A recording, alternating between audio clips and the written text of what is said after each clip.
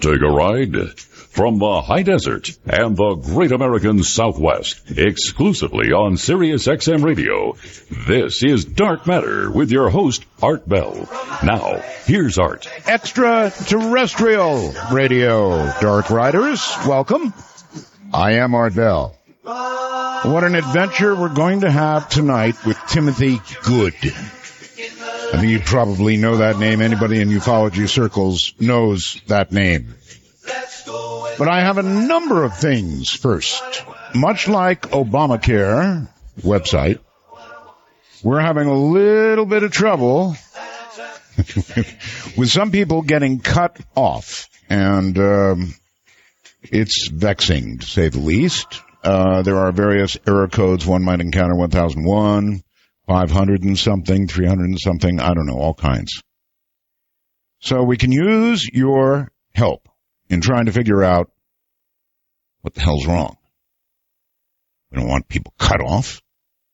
So if you're listening on the web, whatever you're listening on, here's what I want you to do. When you get cut off, make note of it, the time it occurred, tell me where you are, and tell me what kind of operating system you are using, and email me.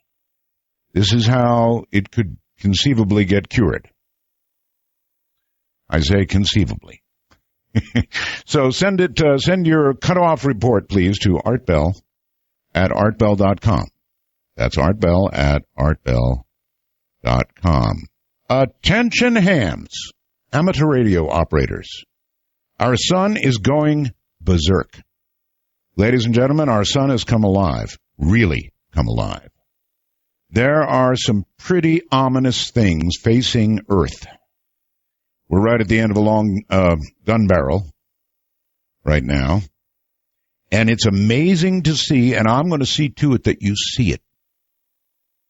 Because up on my website right now, we have this lovely gal who actually looks like a network weather girl, except she's talking about what's going on in the sun right now, and she explains it really, really well. It is fascinating. There are some big storms. You might even call it the perfect storm headed toward us. There have been 4 large flares, and they're all headed our way. I mean, these spots are pointed right at Earth. So, you're going to want to check it out. I'm sure you'll hear things like light to moderate X-rays with proton showers possible, and you're going to watch for that occasional gamma ray burst. No, not really. She'll explain the technical side of it, and it really is fascinating. If you've ever wondered, finally, our sun is raging in the night and the day. And so that makes for wonderful conditions on the radio until the storms hit, then there'll be nothing. Anyway, you really want to see this. Go to artbell.com, click on the Sun Weather Gal. Gee, that's well done. I've never seen that before, but it's very, very well done. I am coming to the conclusion that school shootings here in America are becoming the new normal. Massachusetts, here in Nevada, little town, Sparks in Nevada, they are becoming the new norm. I mean, you hear about them all the time now. Are we going to get used to that? Are we really going to get used to school shootings in the news?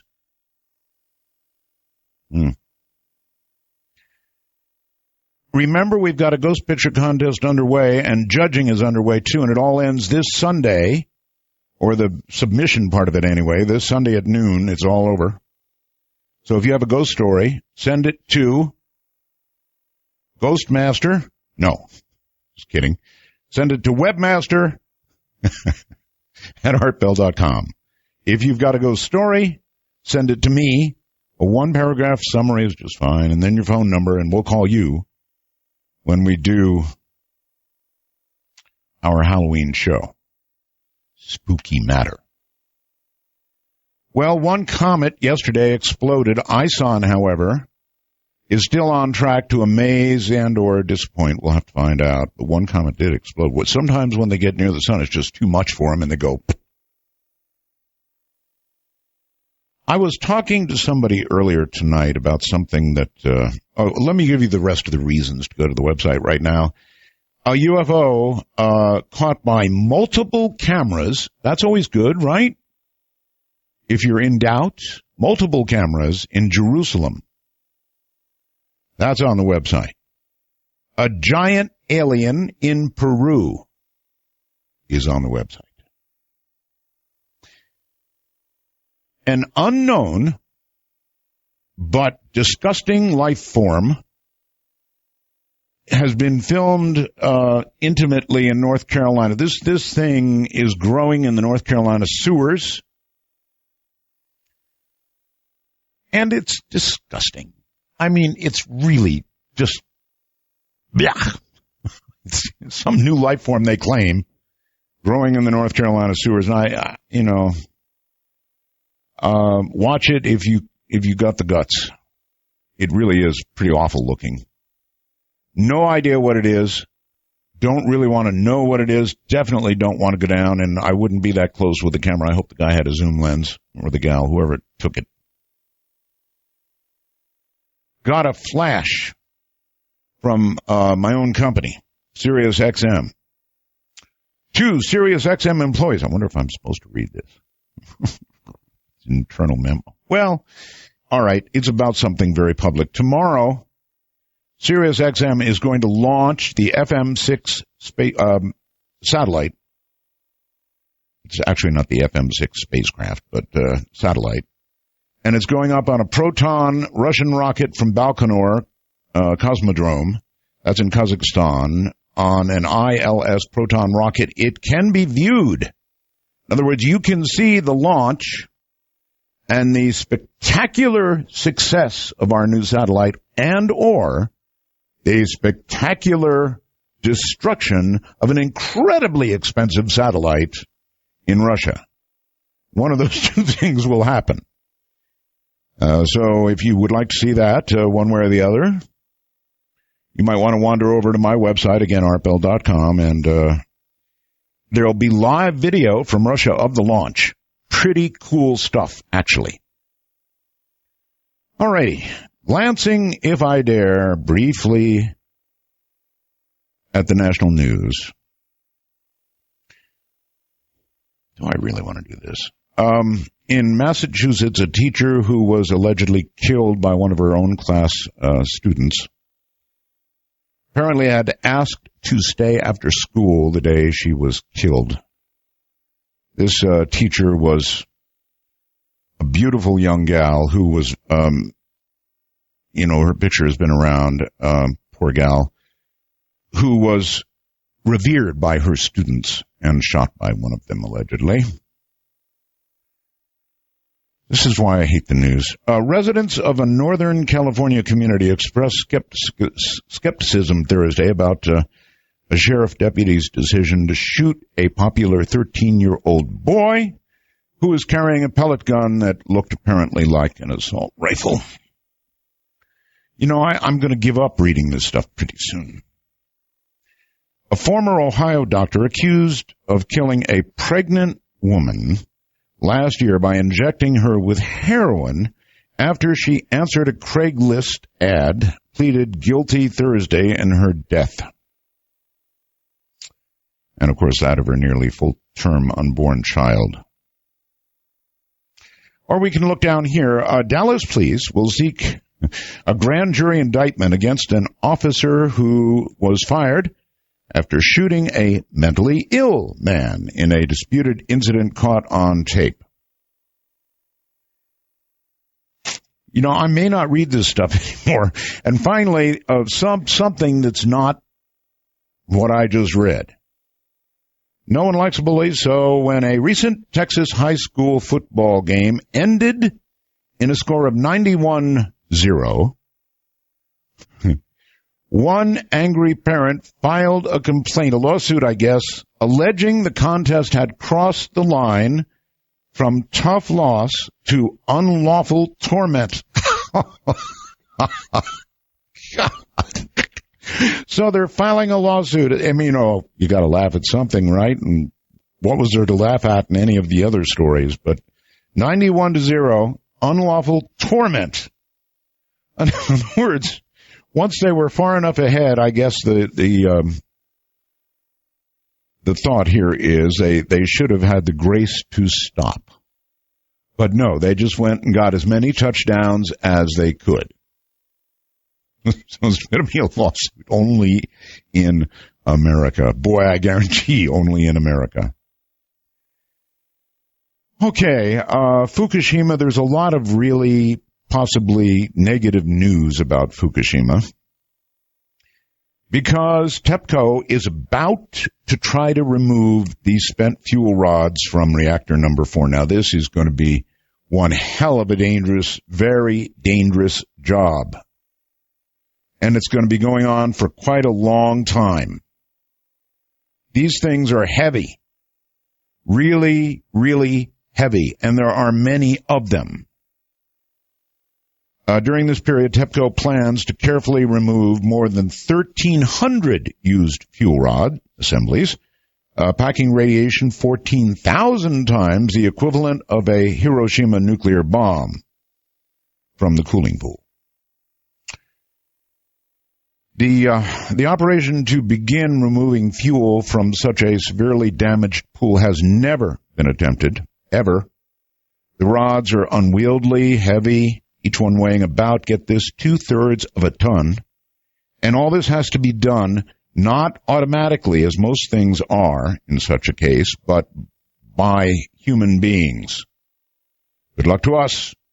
Should the attempt fail, a mishandled rod could be exposed to air and catch fire, resulting in horrific quantities of radiation released into the atmosphere, and the resulting radiation will be too great for the cooling pool to absorb, as it simply has not been designed to do it. Of course, the whole pile of these things could come crashing down. That would be the worst case scenario. And if that happened, it would be an apocalypse. Reactor 4 contains about 10 times more cesium-137 than Chernobyl did. So the more you read about this, the more frightening it absolutely is. It is absolutely frightening. And one more frightening thing for you. The oarfish that are washing ashore in California are thought to be precursors of an earthquake. Now, they did wash ashore. These are deep, deep, deep ocean bottom dwellers, big giant fish. They almost look like something alien, but they inhabit the bottom of the ocean, and the thought is when there's tectonic movement, the oarfish that, like the bottom, immediately detect it and take off like bandits. Oarfish washed ashore in Japan before the big one. Oarfish are washing ashore in California now, too. Extremely rare and something to be concerned about. All right, well, I've got so much more. As I said, we have riches of material tonight. Certainly, you're going to want to go to artbell.com. First opportunity, you get it, obviously. If you're out there in the truck, don't do it. I know that there's a temptation when I talk about these things. All right, the Super USB Wi-Fi 3 antenna. Why should you want one of these? Well, if you're a techie like me, you're going to want it because it's the best of breed. What does that mean? Well, if you like receiving distant Wi-Fi signals and or the one you love very well, in other words, your own Wi-Fi signal, you really need this. If you're out there in a truck somewhere, this is a have to get. You need it. Why? Because you pull into a truck stop somewhere, you lick a couple of, this thing's about, 9 inches long, 8 inches long, something like that. It's got little suction cups on each end. You put it in the window, plug it in with a USB plug to your computer, and oh, baby, you're going to have Wi-Fi that just doesn't quit.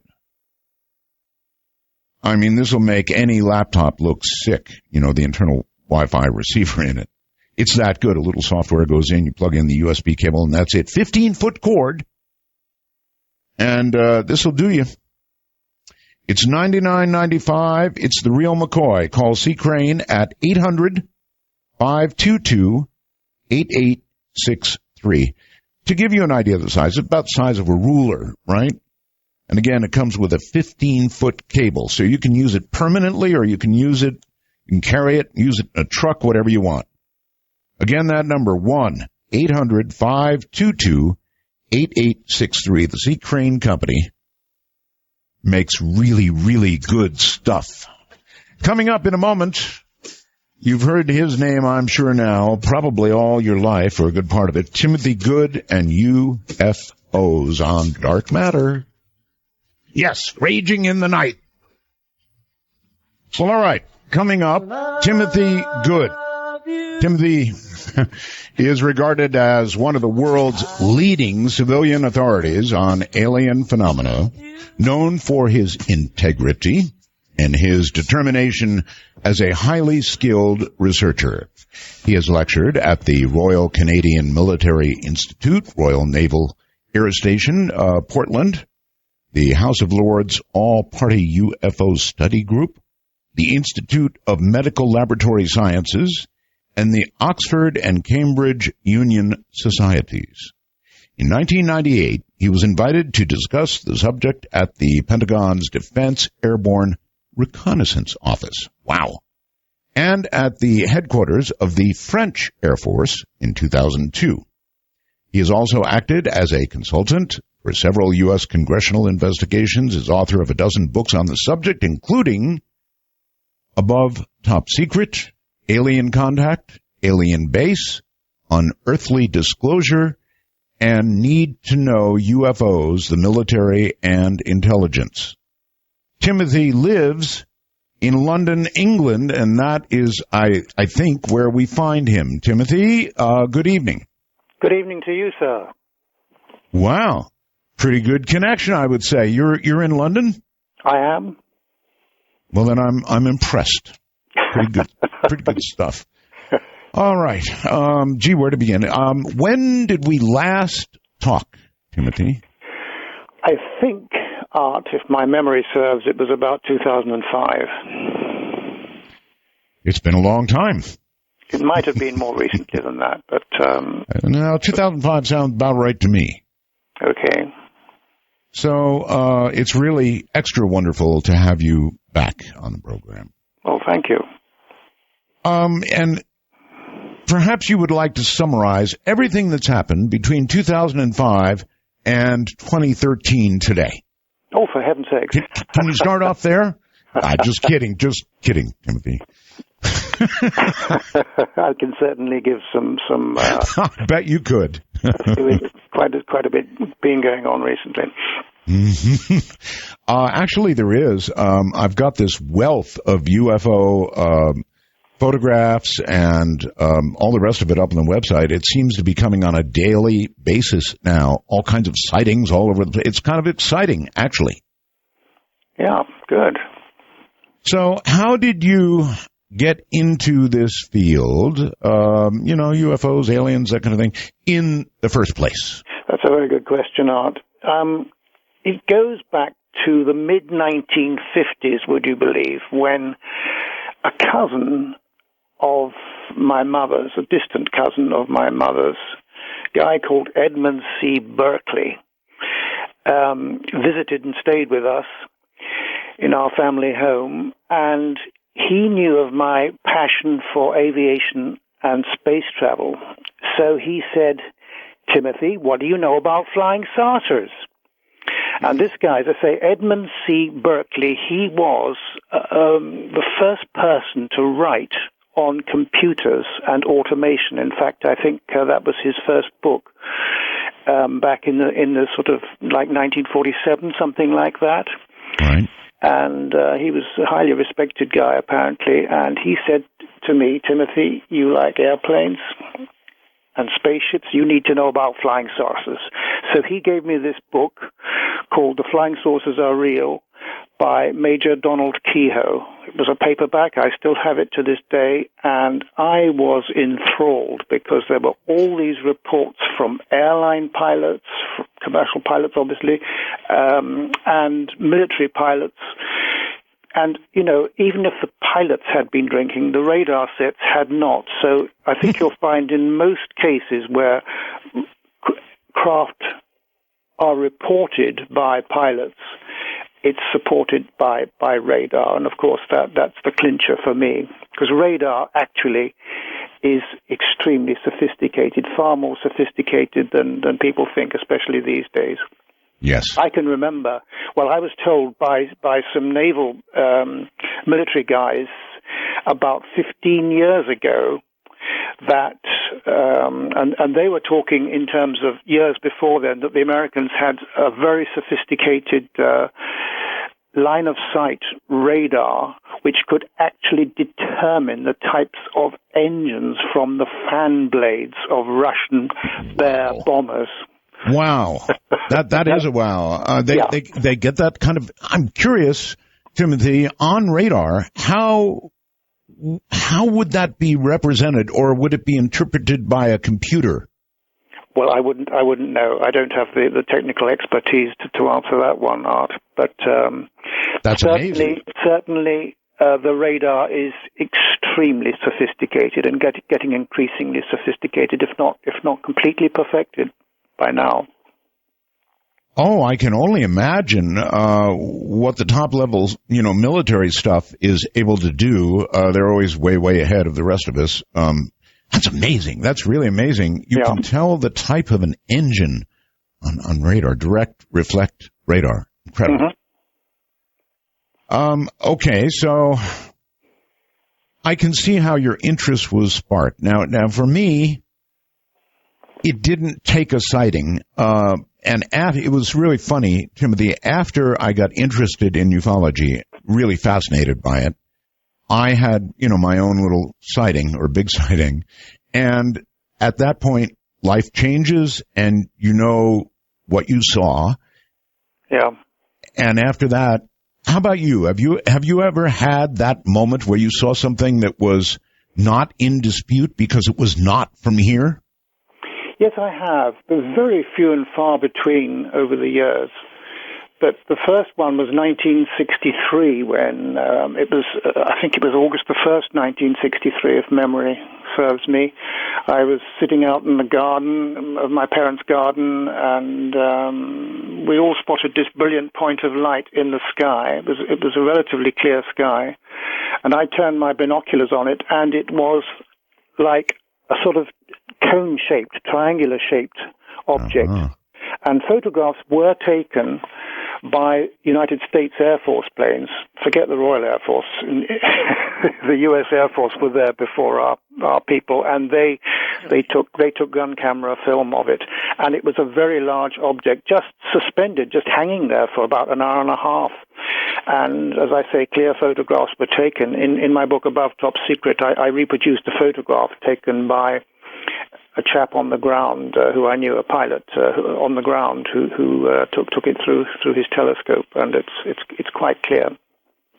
Okay, so that was the first. You personally observed this, right? Yes, I did, for about an hour and a half. An hour and a half. That's really, really a long sighting. Thousands of witnesses all over London and the home counties saw this thing.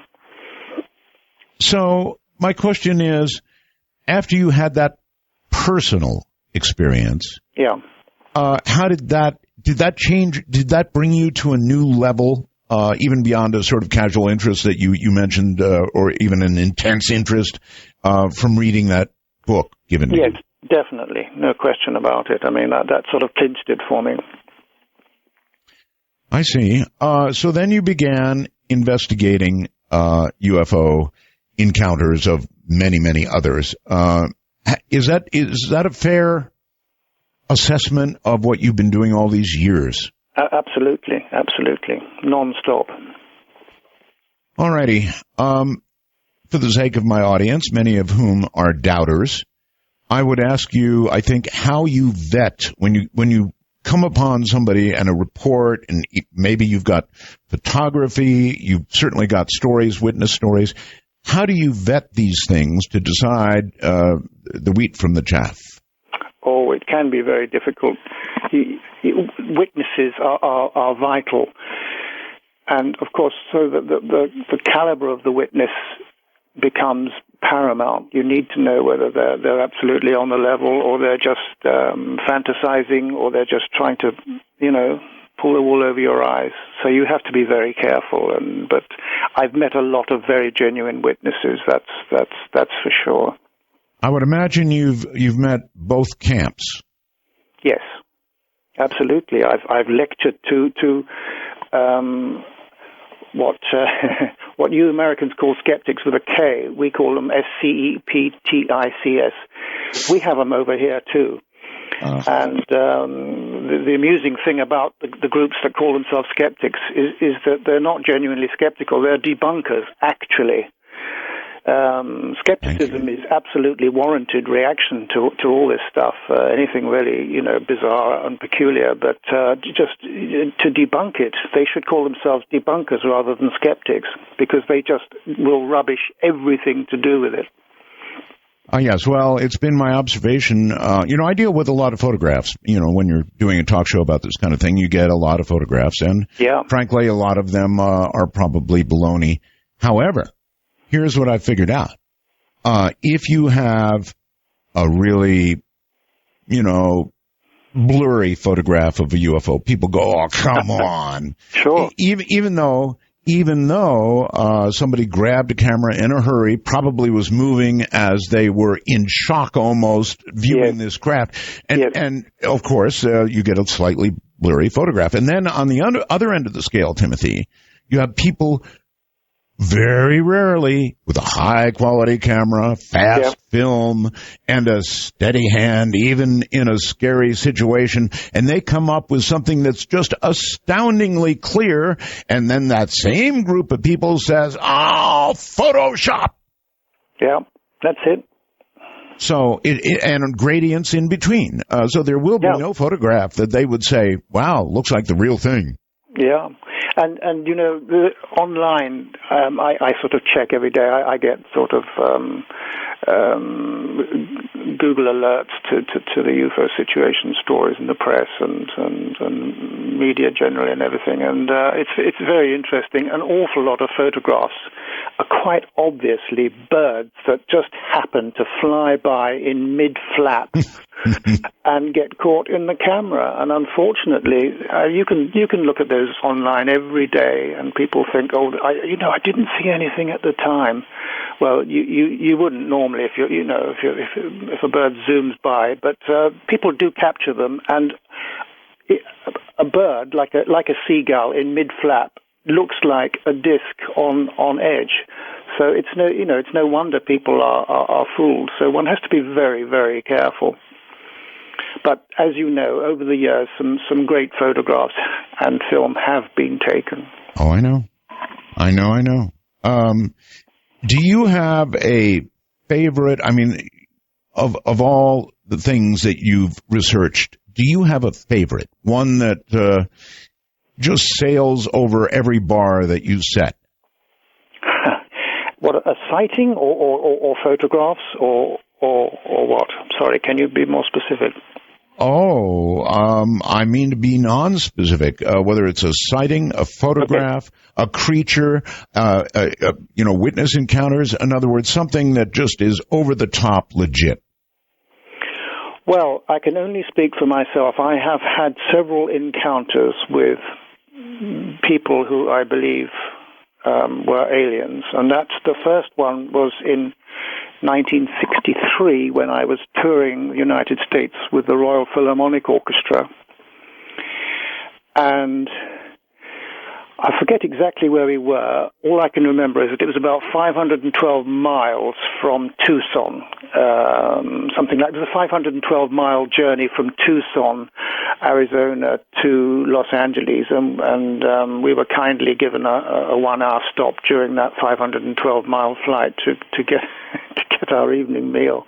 Mm-hmm. And we stopped at this diner, and I was with 3 colleagues. We were sitting by a window, and we'd got our food, and I noticed waiting in line, not that far away, was a very petite, extremely attractive, very unusual-looking girl. And there was just something about her which alerted me. And I put out the thought in my mind, if you're from elsewhere, would you mind just passing by and giving me some kind of proof? That was all in my mind. Like a minute later, when she came out of line, she might have been carrying a cup of coffee or something like that. I can't remember precisely, but she came past the table and did a very low, gracious curtsy and bow, and then she just stood up, deadpan expression, and walked away. And, I had 3 witnesses with me, and they said, "Tim, hi, what's that all about? How did you get to know her?" And I was mesmerized, and that was the first in 1963. And then in 1967, there was, in some ways, a more convincing one. I was staying at what was then the Park Sheraton Hotel. I think it's off of 7th Avenue in New York. We had a series of concerts at Carnegie Hall with the great Russian cellist Mstislav Rostropovich. And he used to conduct the Washington Symphony, by the way, as you probably may recall, and great guy. And I sent out a message. I sat in the lobby of the Park Sheraton Hotel, New York, and I sent out a thought. If any of you guys from elsewhere are in the New York vicinity, would you please come and sit down beside me and prove it? Well, people come and go in hotel lobbies. And after about, 30, 35 minutes, this chap comes in, and there's something about him. He's immaculately dressed, about 5'8", something like that, maybe 5'9". Yes. I would say slightly tanned skin, fair wavy hair. He was absolutely immaculate. He looked at me. He came and sat down beside me. He took out an attaché case from which he pulled the New York Times, and he turned the pages over like every few seconds, very, very slowly and deliberately, then folded the newspaper, put it back in his attaché case, and closed the zip. So I thought, okay, here we go. So in my mind, I said, right, if you're the guy I'm looking for, would you take your right index finger and hold it to the right side of your nose and keep it there? He did immediately. He did that immediately. And people then say, Tim, why don't you talk to these guys? And well, yes. I just didn't feel it was appropriate somehow. But that was it. I had my proof in a way that there are people who can read your mind. And I've had, a couple of other experiences. The last one was in Poland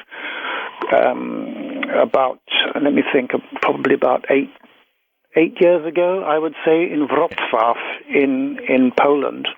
Yes. And I was the featured guest at a prestigious debating salon. It was called the Professor Dudek's Salon in Wrocław.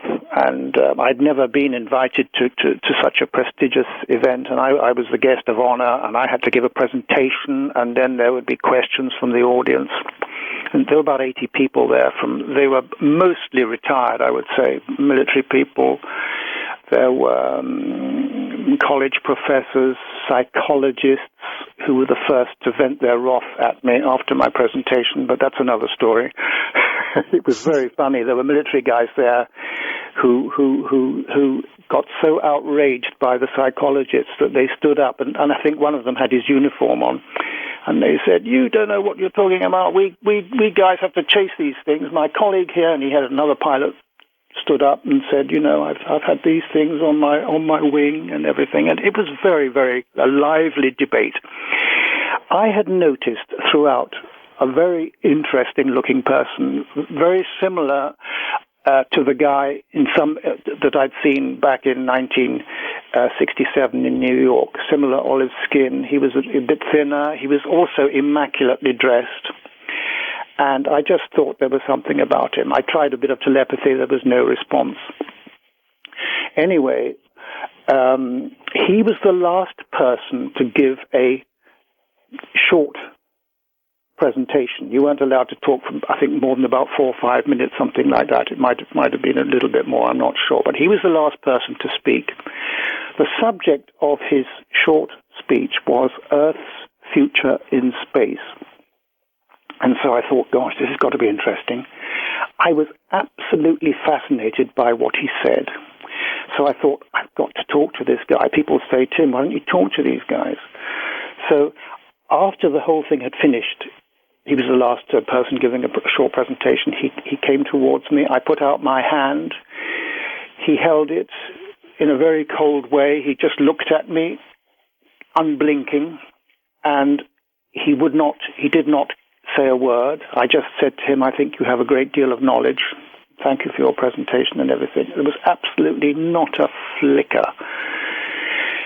And then he walked away. I think I gave him my business card, but I've certainly not heard from him. But the extraordinary thing is that I then met with my colleagues who were going home. None of us had drinks at that point. We certainly had them when we got back to where I was being put up in a converted castle. But everybody said, gosh, that was interesting, you know. And I said, well, who is that guy? And he said, oh, he's often here. He's always got something very interesting to say. And I said, yes, what did he actually discuss? And they said, oh, it was about Earth's future in space. I said, yes, but what did he say? Nobody in that room, well, maybe some, but nobody that I was aware of could remember what he had said, and I certainly hadn't a clue. It's gone. So I just wonder whether that was something that was projected into the minds of the audience subliminally. I do not know, but it was slightly disturbing, I have to say. And the interesting thing is that the speaker, the guest of honor, is by contract supposed to get an audio tape of the entire proceedings, supposed to get photographs because there were photographers there. Yes. You're supposed to get this and that. I couldn't get a reply from anybody or even Professor Dudek, who had invited me. Nobody. I couldn't get any kind of response whatsoever. So that's really just about the end of the story. Yeah, okay. Timothy, I'm going to join, with the crowd that says, oh, come on, Timothy, why didn't you take the opportunity to speak to them? Why didn't you? I did. I spoke to him. I said, I think you have a great deal of knowledge. Right. But I could see he wasn't going to say a word, so, I stayed stum. Right. But, I mean, there could conceivably be so much more you could ask, and so many more tests you could run. I mean, if you successfully have a guy and you mentally project this to touch his nose, well, all right, a million questions. For example, Timothy, aren't you concerned that you really did not connect with somebody from somewhere else, but you do have a talent for projecting suggestions to people, perhaps through telepathy? So that doesn't necessarily mean they're from elsewhere, or when you said if there's anyone from elsewhere, please make yourself known now. Yes. I mean, how do you know you're just not, projecting telepathy? Could be. And how could you not test it further? Be, but there's just something about these guys that I've encountered about their sort of demeanor and the presence. There's just something different about these people. For me. Where are you from? How did you get here? Why are you here? You're right, but this chap didn't say anything to me. I spoke to him very briefly, and I said, I think you have a great deal of knowledge. He said absolutely nothing. No? I could have spoken to the guy in New York, I'm quite sure, but I just didn't feel it was appropriate, and I just sat there, and I thought, well, he might say something to me, but he didn't either, so there we are. Okay, it is what it is. Hold tight. Going to take a quick break here. You can relax a little bit, grab a cup of whatever it is you like, or a glass of whatever it is you like, and we'll come back and do more of this. It's Dark Matter. My guest is Timothy Good, all the way from London, England. And it's interesting. Asked him for the best documented case he ever ran into, and he gave me a personal case that I can identify with. Now, I know every time I see a really cute girl, I too have mental projections. But they've never resulted in even so much as a curtsy. Timothy, welcome back. So what you gave us obviously was a personal best, as it were. And you know what? I get it. If I had done that and people had responded that way, I would also regard that as incredible stuff. But when you tell it to other people, they're going to regard that as, oh, come on. Yeah. And I'm sure you've had a lot of that, right? Well, let me tell you a little follow-up to that case from Poland 8 years ago, which I think it was in Wrocław. People say, Tim, why don't you get some pictures of these guys? Why don't you talk to them? Well, as you know, I tried to talk to the guy, and he didn't say a word. He just looked at me. Right. With blinking eyes. But I did try and get a photograph in the break, because he was actually sitting in like about 10 feet away, 12 feet maybe at most away from me, among the audience. And I got my camera. I started doing a sort of panoramic shots. Mm-hmm. I needed to take 3 shots because of there were about 80 people there, and this was during an interval. In fact, so there weren't that many people. So I thought, there's this guy sitting there. I'll get a shot of him. As I got to the area where he was sitting and just about to press the shutter, a voice boomed out and said, "The speaker's not allowed to take pictures." And I looked around. That was a disembodied voice. There was nobody to be seen who actually said that to me. So I sort of looked blankly around and said, oh, I do apologize. So there you are. So you're a contactee.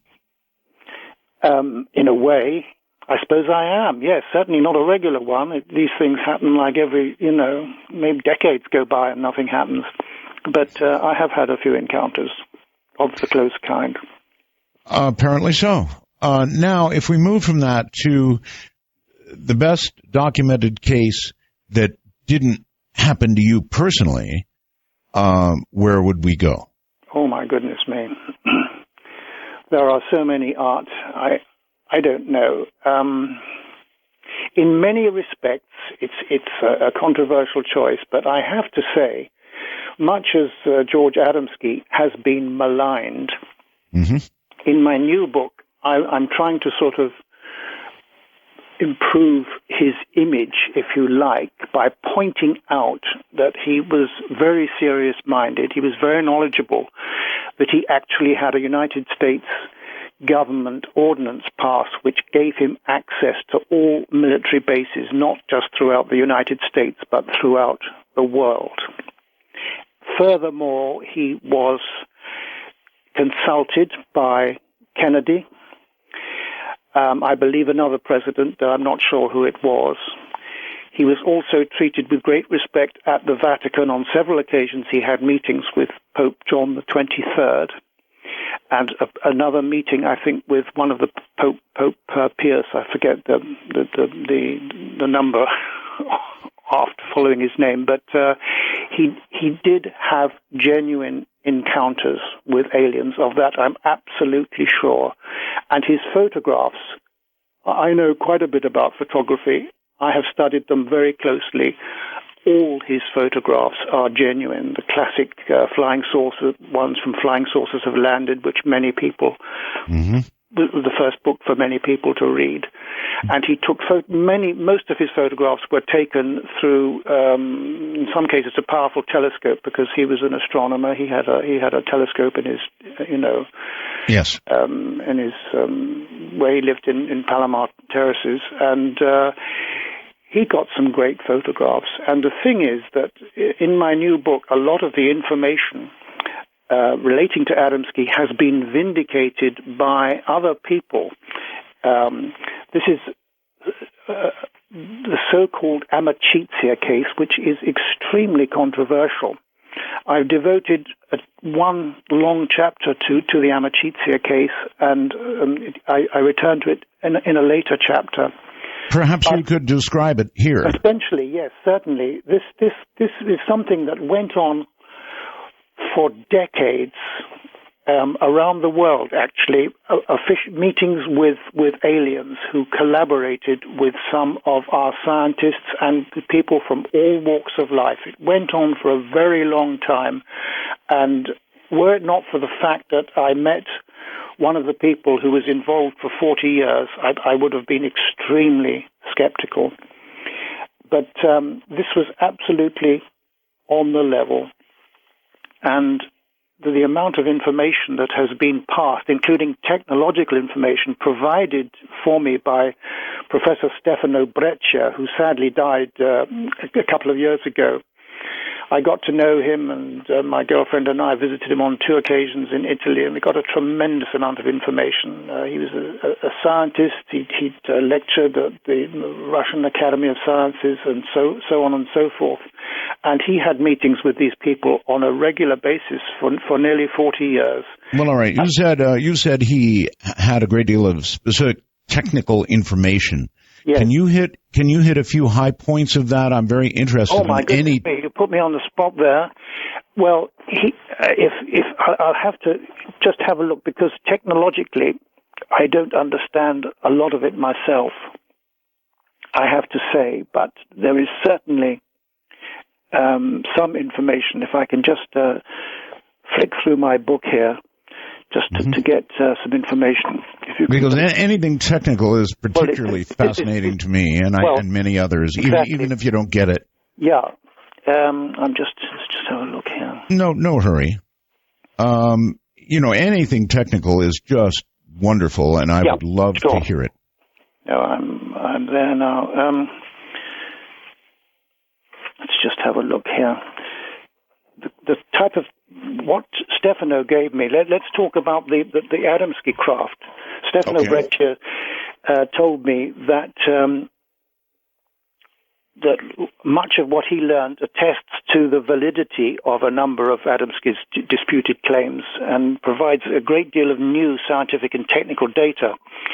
For example, he reports that the Adamski Bell-type craft, the famous ones, which is about some people think it was about 27 feet, any measurements go up to 35 feet.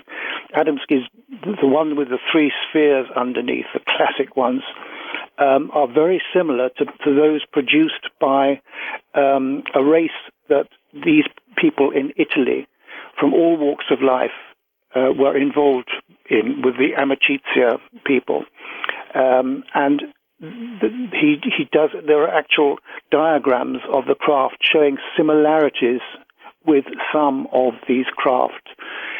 And Stefano told me that he went with a German engineer in one of these craft on one occasion, which was being monitored at all times by the aliens from their own craft and from their other highly technological instruments, which they were. You're saying he claimed to have actually gone on to the craft. Stefano Breccia went on this craft, and which was flown by a German friend of his who had learnt it from these aliens, and they taught us how to fly some of these craft, and they have even given us some of these craft.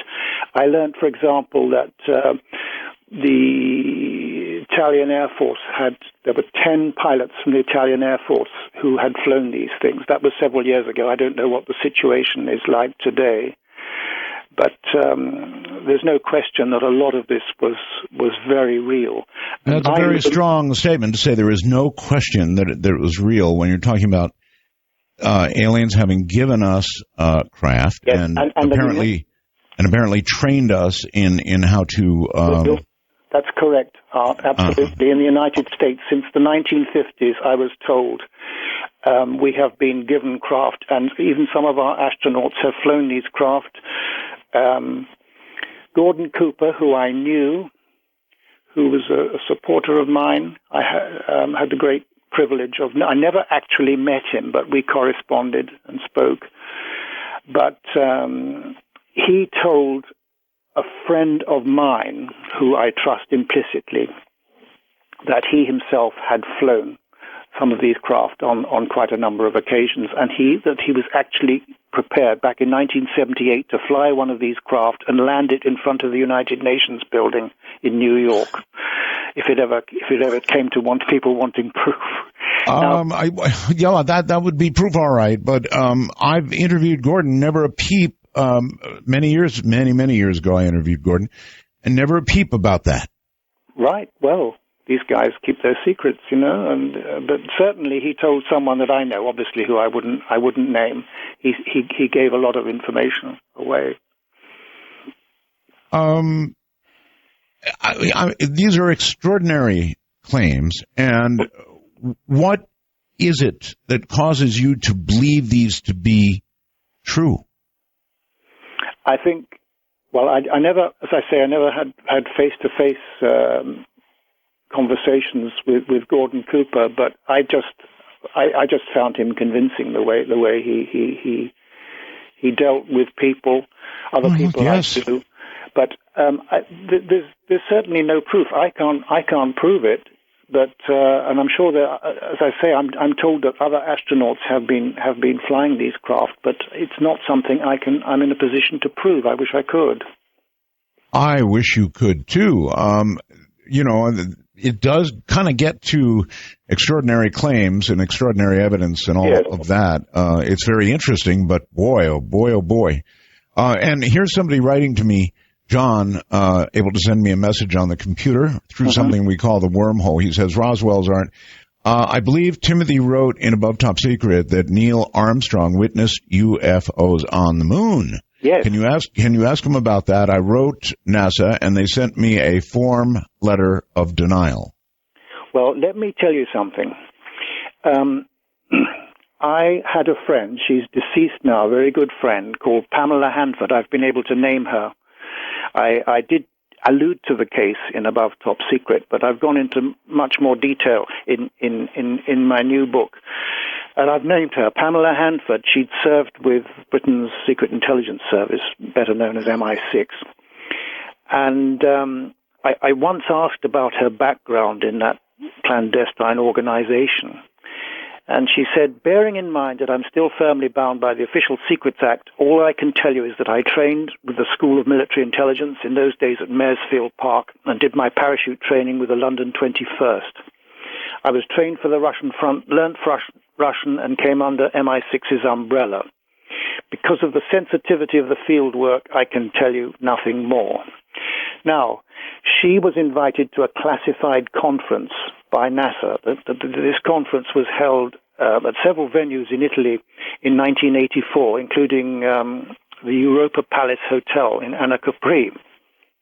Now, some of the astronauts were staying there, and Pamela actually overheard a conversation. She was probably taping it, I guess, now, looking back on it. But she had a conversation in the next room because Neil Armstrong actually was in the bedroom next to hers, and Buzz Aldrin was in the one beyond that. But she had this conversation with a Professor Herbert Schwartz with Armstrong, and I think she recorded it.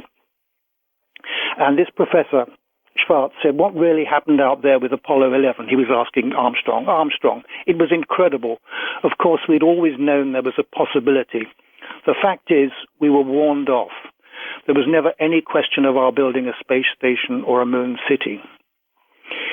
And then Professor Schwartz says, well, how do you mean warned off? That's what I would have asked. Right, Armstrong. I can't go into details except to say that their ships were far superior to ours, both in size and technology. Boy, were they big and menacing. No, there is no question of a space station. So he claimed. Oh, my God. And then Schwartz says, but NASA had other missions after Apollo 11. Armstrong said, naturally, NASA was committed at that time and couldn't risk a panic on Earth, but it really was a quick trip and back again. Now, later that day, Pamela confronted Armstrong, who confirmed that the story was true but refused to go into any further detail beyond admitting that the Central Intelligence Agency was behind the cover-up.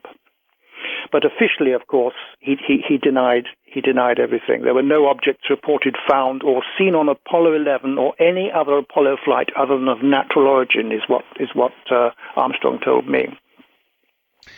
Well, I will say this, Timothy. I have interviewed quite a large number of astronauts, and their interviews are always riveting, and they're always puzzling.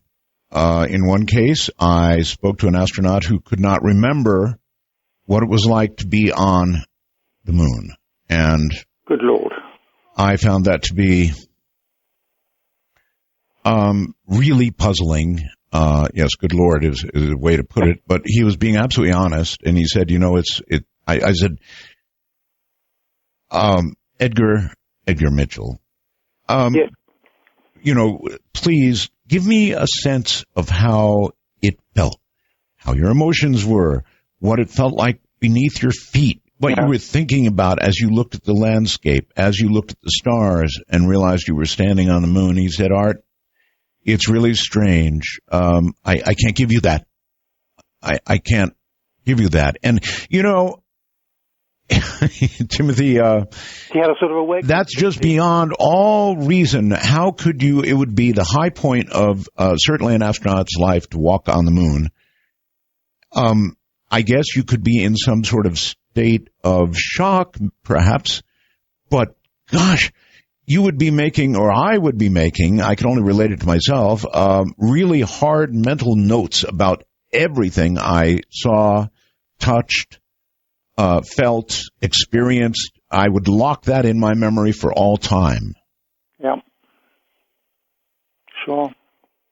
So to hear that Armstrong, to hear that Armstrong, who was a very quiet guy, I mean, he said so little in public all these years, actually said that they were warned off the moon by gigantic craft. Yep. That's what he told my friend Pamela anyway. And Pamela also told me that the United States was in contact with a certain planet. She didn't give me what planet or anything, but they were having regular communications and meetings and so forth. God. You mentioned that somebody saw the Pope. That's George Adams. Audience, on several occasions. Yes. My question, Timothy, is: did he have a conversation with the Pope about this subject? And if so, what did the Pope say? Do you know offhand? Well, I can describe. There was one meeting he had, a private audience at the Vatican with the then ailing Pope John the 23rd. That was in 1963. To deliver an important package, he said that he had been given to him by one of his alien contacts, and this was to be delivered to Pope John the 23rd. When he came out, this is what my friend Lou Zinstag, who accompanied him, of course she wasn't allowed into the Vatican, but she was with another friend, and she said that when George came out, he was grinning like a monkey. He said, I was received by the Pope, he gave me his blessing, and I gave him the message. He told my friend that the Pope was not lying in the room above St. Peter's Square, as the people had been told, but that his bedroom faced the most beautiful part of the Vatican garden. And Adamski thought, if you ask me, the Pope is hardly a dying man. They haven't yet tried to operate on him, but I'm sure that's what they will do soon. Anyway, the poor Pope John died a few days later. But do you know the nature of the message that he delivered? No, Adamski never gave that away. And what the Pope said was, "My son, this is what I have been waiting for." And then he spoke privately in a very low and soft voice for a few minutes to Adamski.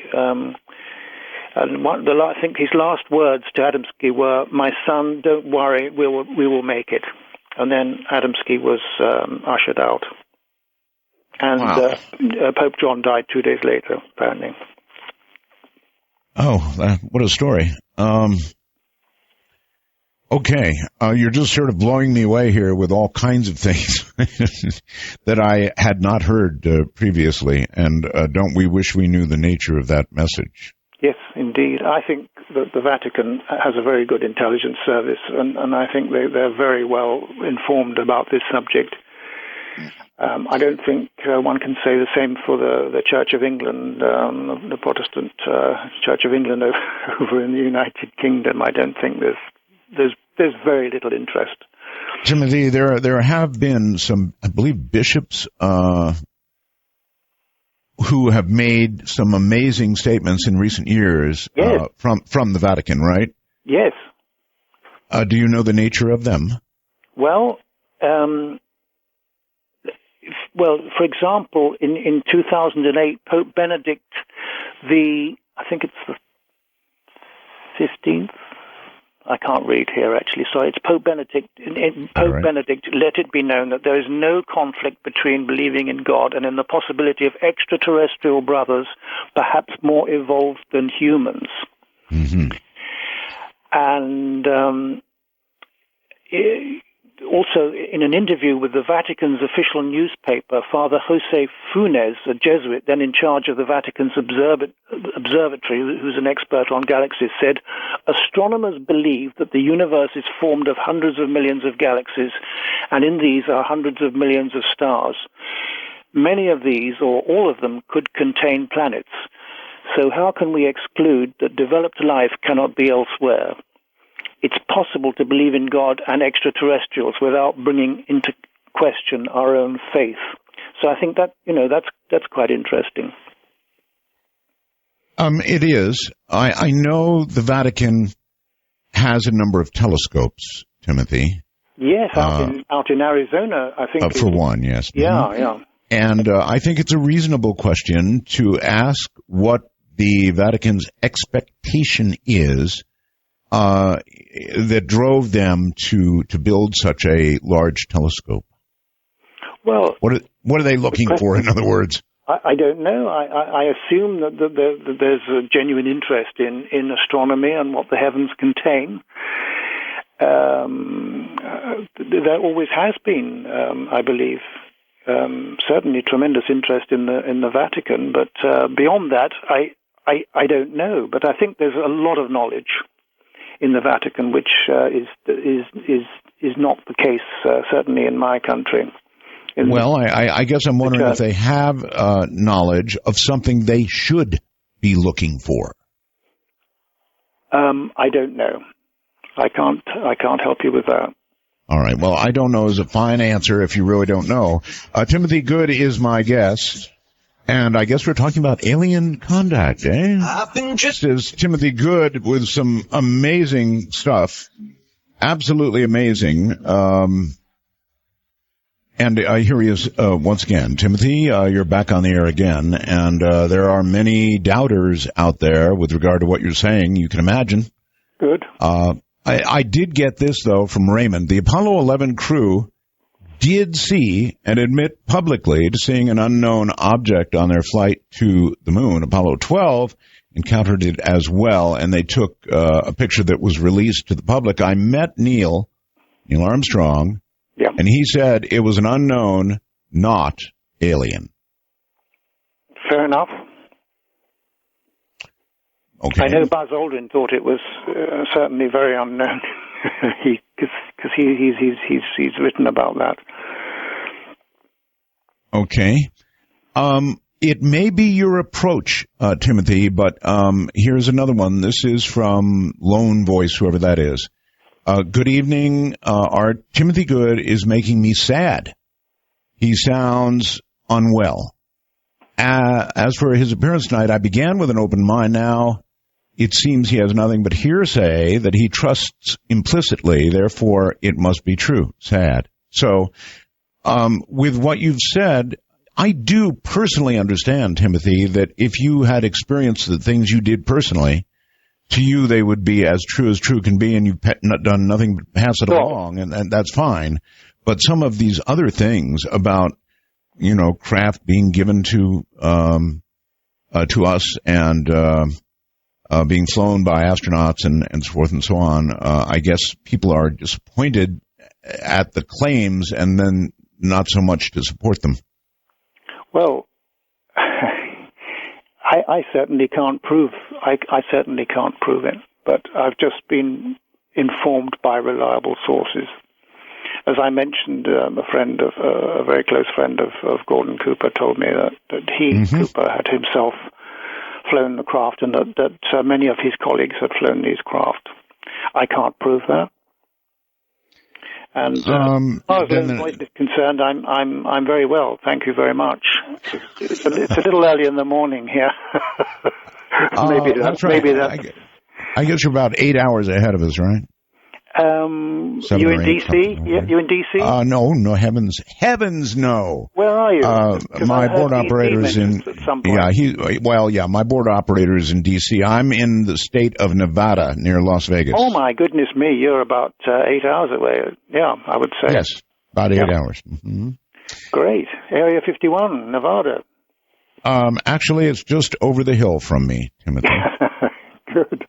Literally over the hill. I can look at the hill that divides myself from Area 51. Uh-huh. And when I take the back way to go to Las Vegas, I can pass very near it. So, or I can drive right to the mailbox. I mean, I'm that close. Oh, yeah. I'm as close as anybody you'll talk to. Yes. Okay, let's attempt a gear shift here.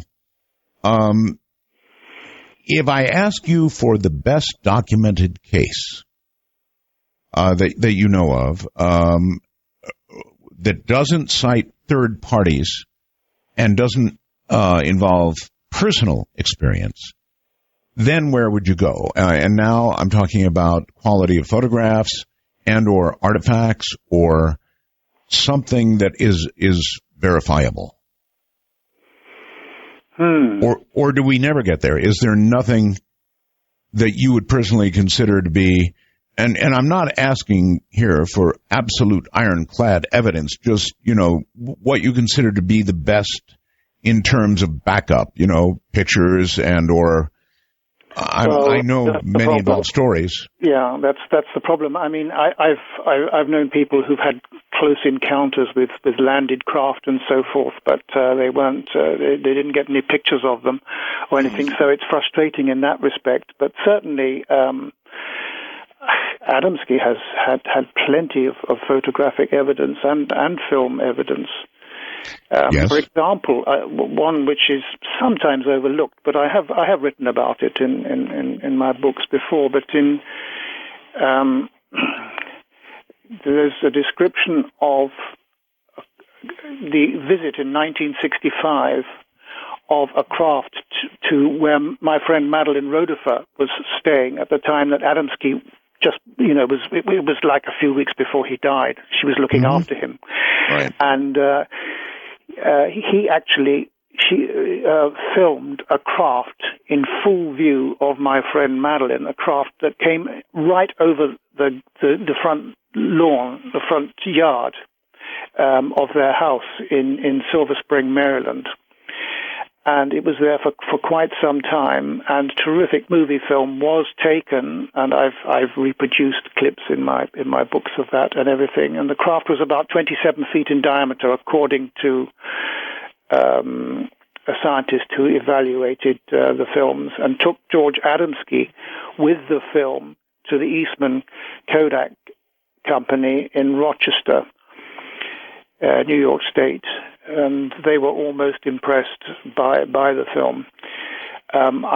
I've got copies of the film. I've reproduced pictures of the craft showing how the propulsion system produces a distortion process around it, and I find that very convincing. Now, let me tell you that eventually the craft went away, of course, and the film was evaluated by an optical physicist called Bill Sherwood.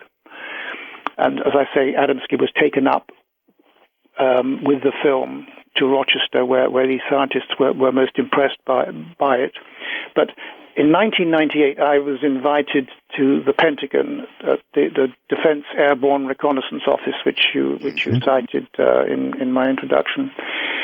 And it was only a half-hour visit, and I expected a one-to-one with the general in charge of the Defense Airborne Reconnaissance Office, General Kenneth Israel. And when I got there, there were about, I guess, 25 people in the room. Nearly all of them were young people from various services. Some of them didn't look more than 17, 18, from Army, Navy, Air Force. And they were all very attentive. And I thought, well, goodness me, I'm not here to give a presentation, but I was asked to by General Israel. And he'd first of all shown me, he said, Timothy, this is what I do. And he showed me pictures of drones flying here, there, and everywhere, and because that's the Defense Airborne Reconnaissance Office, which handles the unmanned spy planes. Right. And he says, now you tell us what you do. And so I talked about that film. I said, well, there's a case downtown, outside of Washington, downtown in Silver Spring, Maryland. And he said, Timothy, he didn't say this to everybody, but he said to me, sort of privately, he said, I think you'll find that film is absolutely genuine.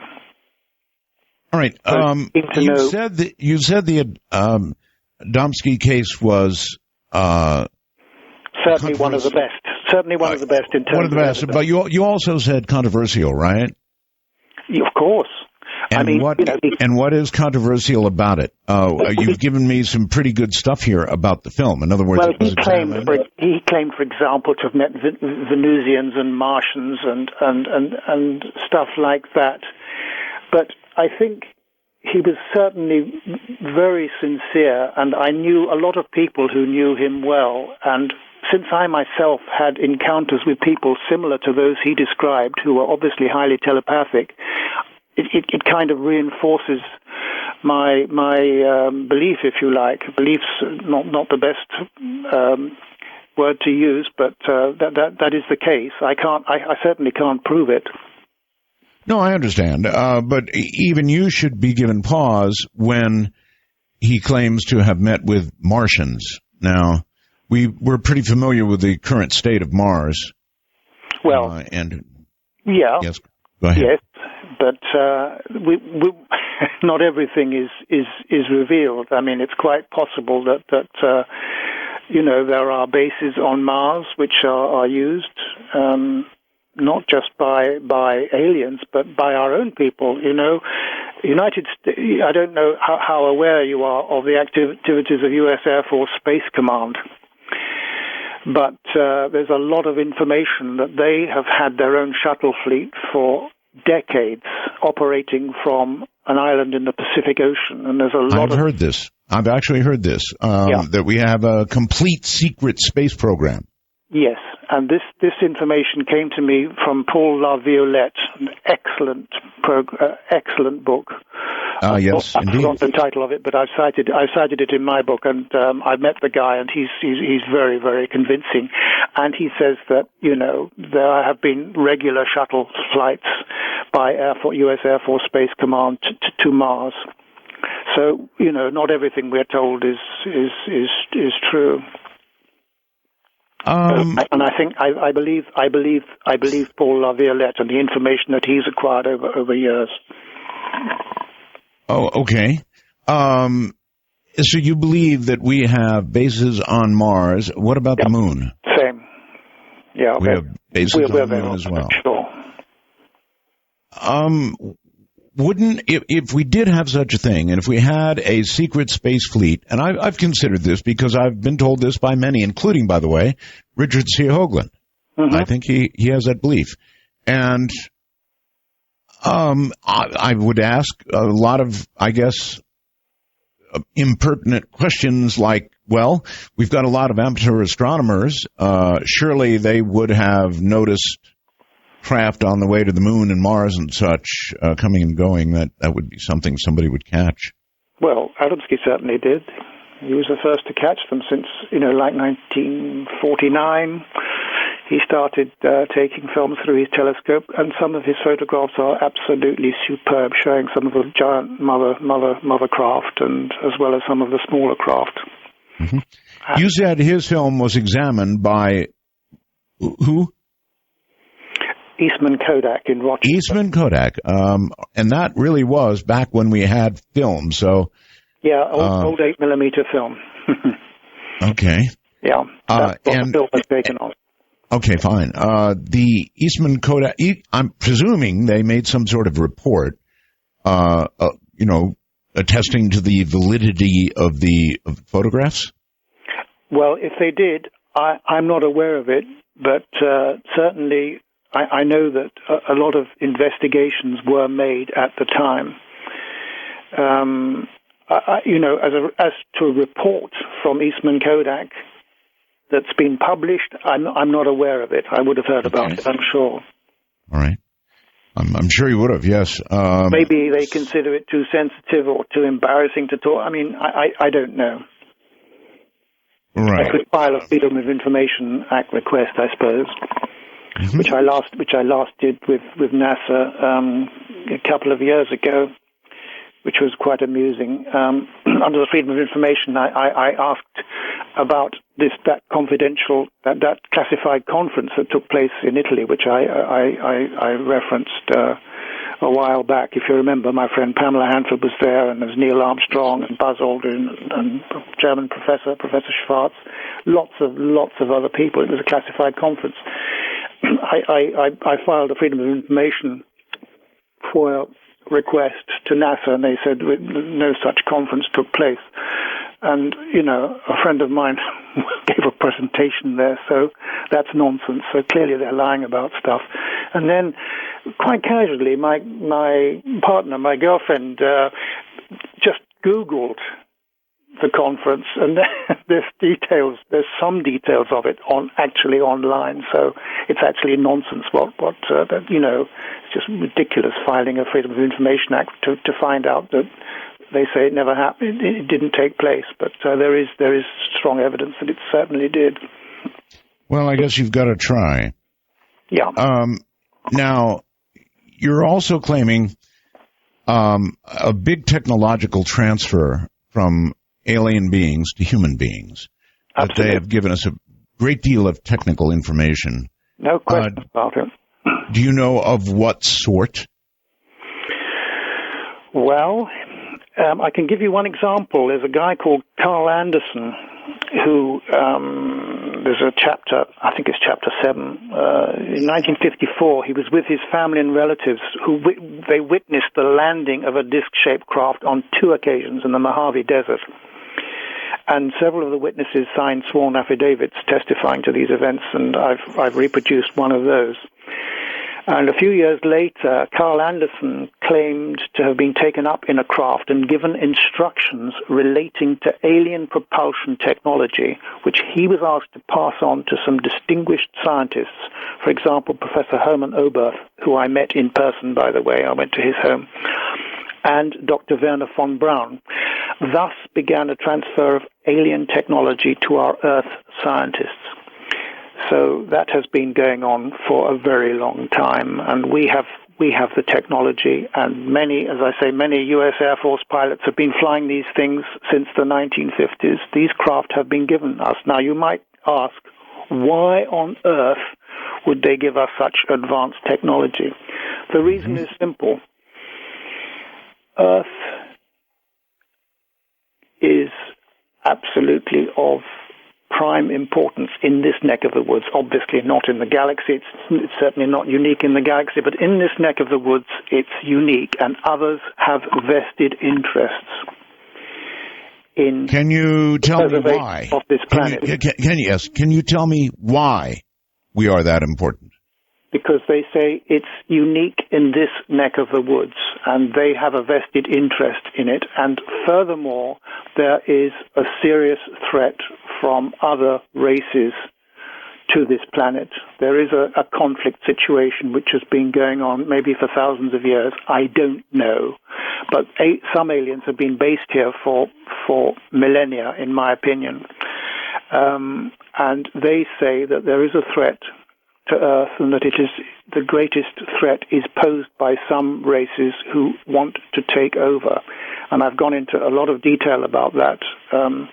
We're talking about the guys who, the critters mostly, I'm told, who are involved in the so-called abductions.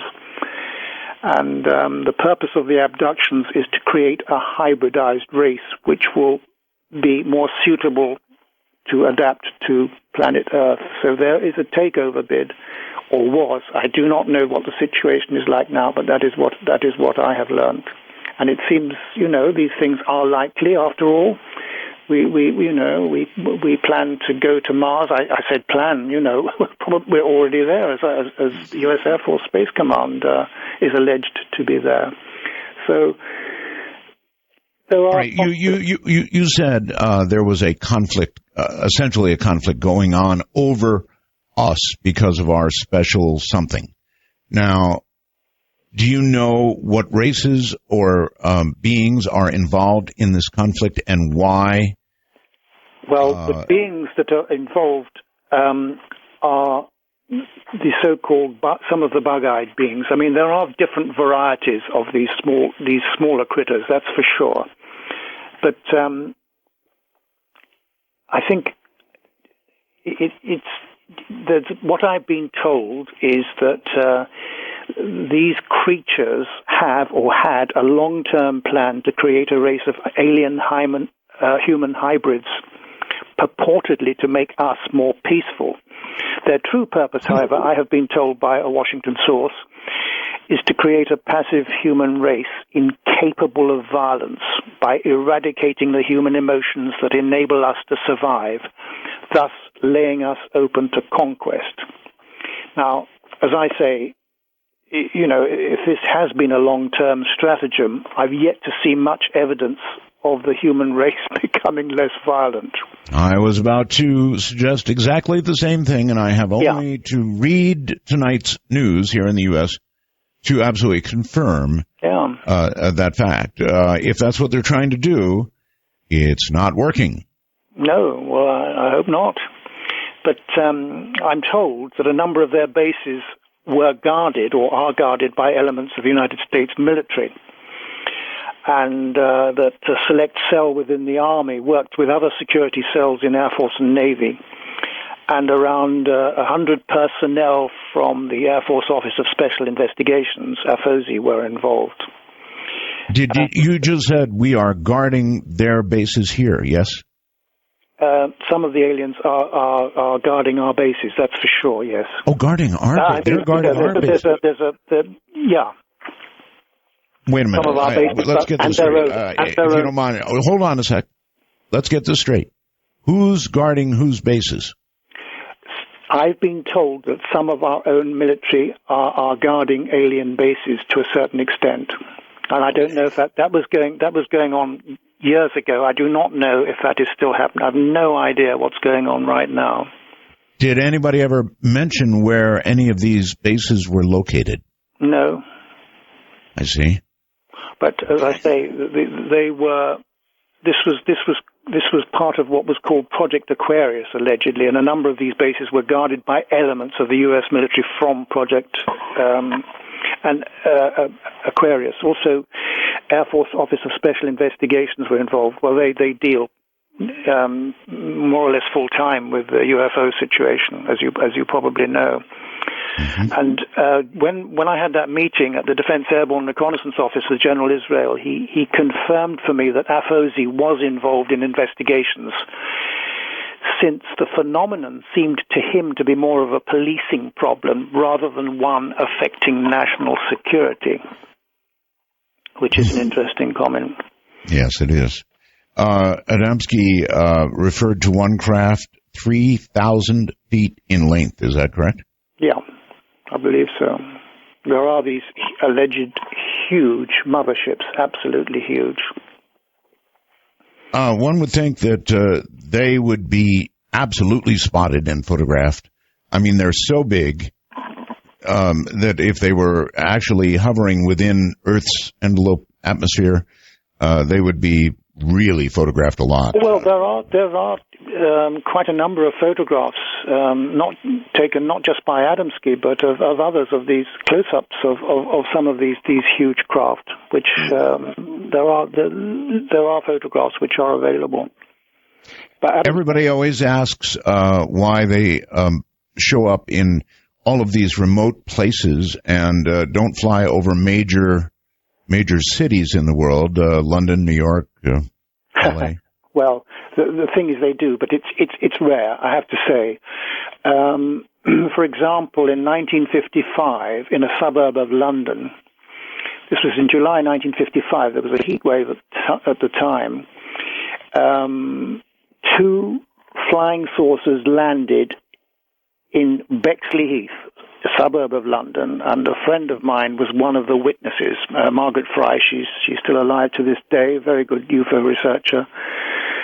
And she saw this thing. She was traveling with her doctor to take one of her sons to the hospital and to the doctor's surgery. And suddenly the car engine conked out, and the car drew to a halt, and this craft landed like about 20 feet away from them, and it was about 30 feet in diameter. Nobody got out of it, and I reproduced a sketch done by Margaret Fry of that craft. And a few days earlier, in another part of that town, which is part of the greater London area, another craft landed, slightly different shape, and there were over 100 witnesses.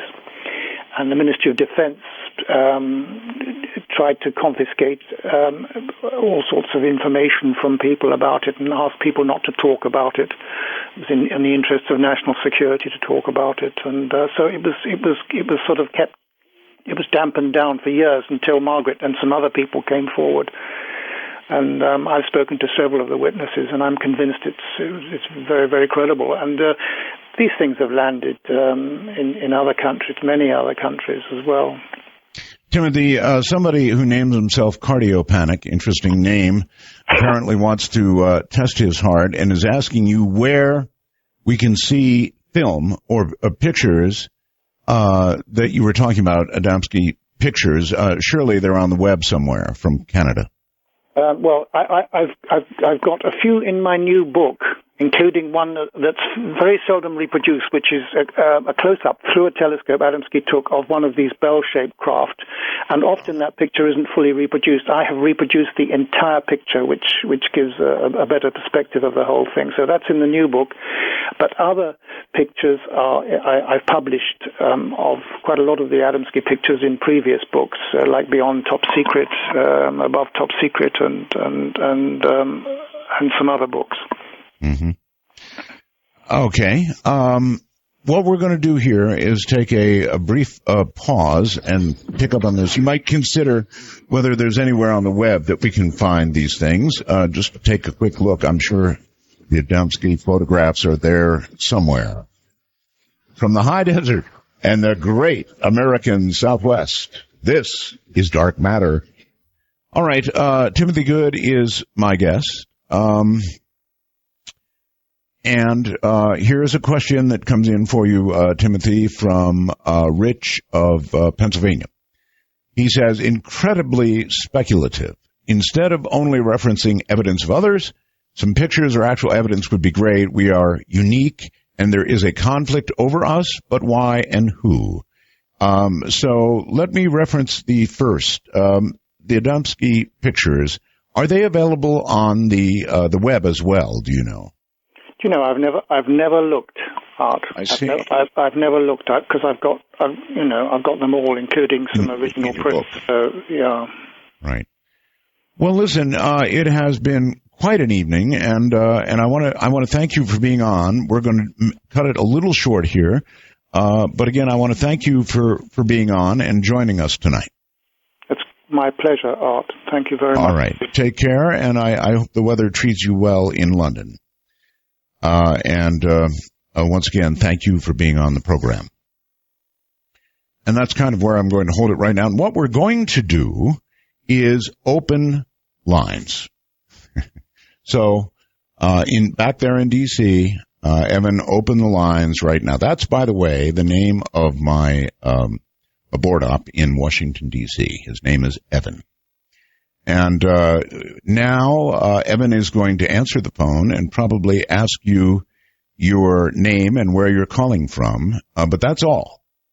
And I would like to specify the reason we're doing that is because that will avoid the painful, is it me question.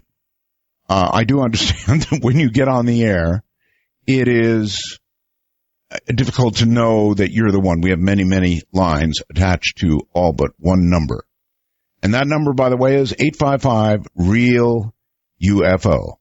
855-REAL-UFO on your phone. Or 855-732-5836. We are going to do unscreened calls. Now, you might say, oh, that is screening. Only so that we can avoid that. They're not going to toss you for one reason or any reason. They're simply going to ask you your name and perhaps where you're located. And after that is done, you're going to be on with whatever you want to talk about. So you're not going to get rejected for any reason. I want to specify it is open lines. And I would be interested in your reaction to Timothy Good, among other things. There are a very great deal we can talk about tonight, but I'm going to ask your reaction to Timothy, and mine was, you know what? I'm not going to give you my reaction. How about that? I'm going to allow you to state your reaction, and eventually I'm sure you'll, if you don't already know what it is, you'll get mine. See, how can I put this? You know what? I'm not going to put it at all. I'm simply going to allow you to react to what you heard, and we'll go from there. How's that? Let us begin in New York with Pete. You're on the air, Pete. Hi. Hi, Art. Am I getting any noise on my signal tonight? A little bit, but it's not bad. I'll put up with it. If I take it off speaker, let me take it off speakerphone. Maybe never. Okay, everybody, never, ever call on a speakerphone. Never. I did that the other night. I should have been on my transmitter and talked to me on AM. I probably would have done a lot better. But anyways, very interesting with the call or your guest tonight. And I'm going to kind of not really go off subject, but in regards to UFOs and such, there's an area in New York up on the Tug Hill area called Happy Valley. Are you familiar with that at all? I'm not. Okay, because there's been a lot, I guess some activity up there with UFOs. There's been people up there recording different things, and there's been like ghostly activity up there that they really claim is happening there. Are you talking about something that's happening now? Well, if you Google it, over the past, several years, there's been different issues, or not issues, but, sightings and claims that have been going on up there. Okay. Are there any photographs to go with the claims? Is there any sort of what? Are there any photographs to go with the claims? There's some video in there that like YouTube videos and stuff that people have recorded, but I personally didn't see a lot in there, but they make it sound like it's like, well, no. All right. When I said, is it contemporary, I meant, the last several weeks, several months. What are we talking about? I'm speaking probably within the last maybe 10 years, within 10 years. Okay. So last decade. One would imagine in that span of time, if there was a great deal of activity, that there would have been some photographs to go with. Yeah, right. We live in such a different age now, and I guess the age we live in demands proof beyond, a friend told me. Exactly. Yeah, I do understand that. I really try to, investigate as much as I can, but as far as what I can find on that, it's the only things I'm finding are, internet sources and right. You know how that works. Right. I do. I do indeed. All right. Well, listen, thank you very much. The last thing in the world that I wanted to be was rude to Timothy Good, because he's got, in ufology, quite a reputation. But we do live in a different age now, right? An age where some level of first person is required for extraordinary claims, and if not first person, then some evidence to go along with. And now the Adamski story, for example, I know there are a lot of older photographs associated with it, and the fact that Kodak examined them certainly is interesting. But again, we ran into a situation where the only evidence we had was somebody's word that they had heard that Kodak had looked at them, that sort of thing. So there you have it. Utah brings Mike. Mike, welcome to Open Lines. Mega Roswell's Art. Thank you. And might I say, you're the cure, you're the antidote for 5-hour energy for us drivers out here on the highway. I really appreciate it. You're very welcome. I just want to tell you, I've seen a UFO with my own eyes too, Art, and it's changed my life the whole time. I was a young man when I seen it, but I've never, ever forgot it. But when we first saw it, we thought it was a piece of newspaper that flew out of somebody's chimney flying around from the distance. We was coming back from dinner up there in Sandy, Utah, and we stood out there and watched it for 10 minutes. And you wanted to think it was a balloon or something like that, but it made no sound other than a whooshing sound, like blowing air. And there was flame underneath it and the whole bit, just like hovering. We thought it was a hot air balloon got away from somebody. But anyway, as we was watching it, my dad went in and get a camera, and he come back out. And as soon as he hit the door, that thing took off across the sky towards what we call the point of the mountain where the prison is, and it was gone like in a split second. I do understand. That's something. Now, you described it at one point as maybe a newspaper floating. Yeah, when we thought, we was like several miles away. We thought somebody back then they had the fireplaces, that you still burn in the wall. And I understand. No, what I'm asking is, did it get any closer to you than that? No, it just hovered right above our subdivision there, right above our street, basically.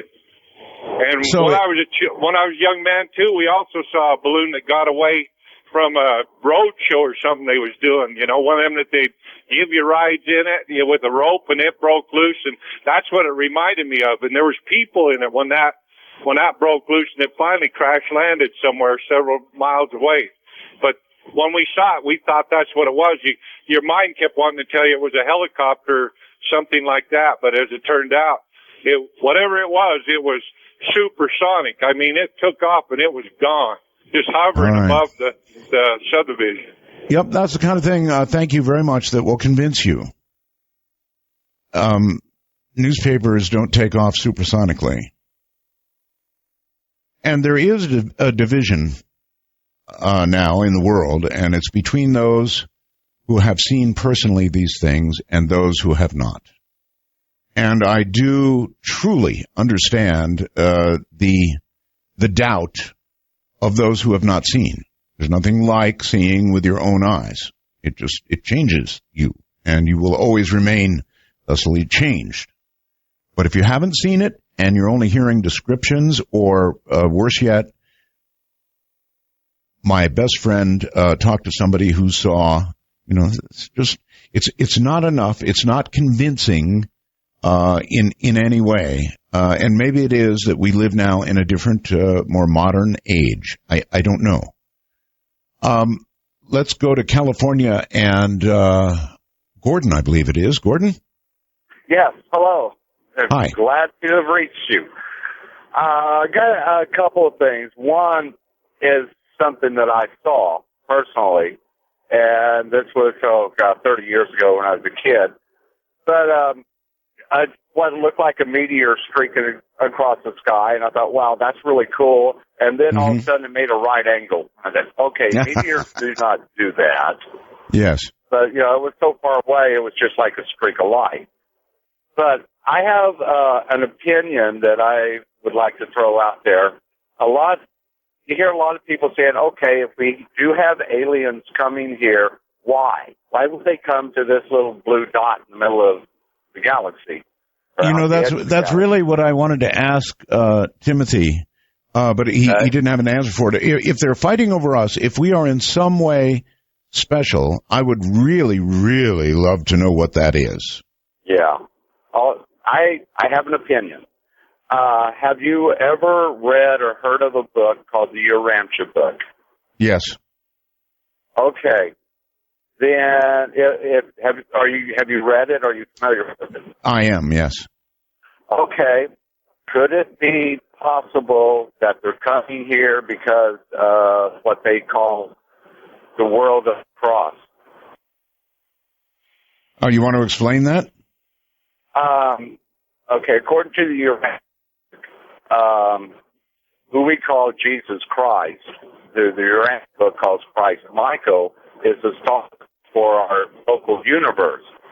And he served his last sojourn, his seventh sojourn, to be Christ. Okay, we're starting to lose you. Okay.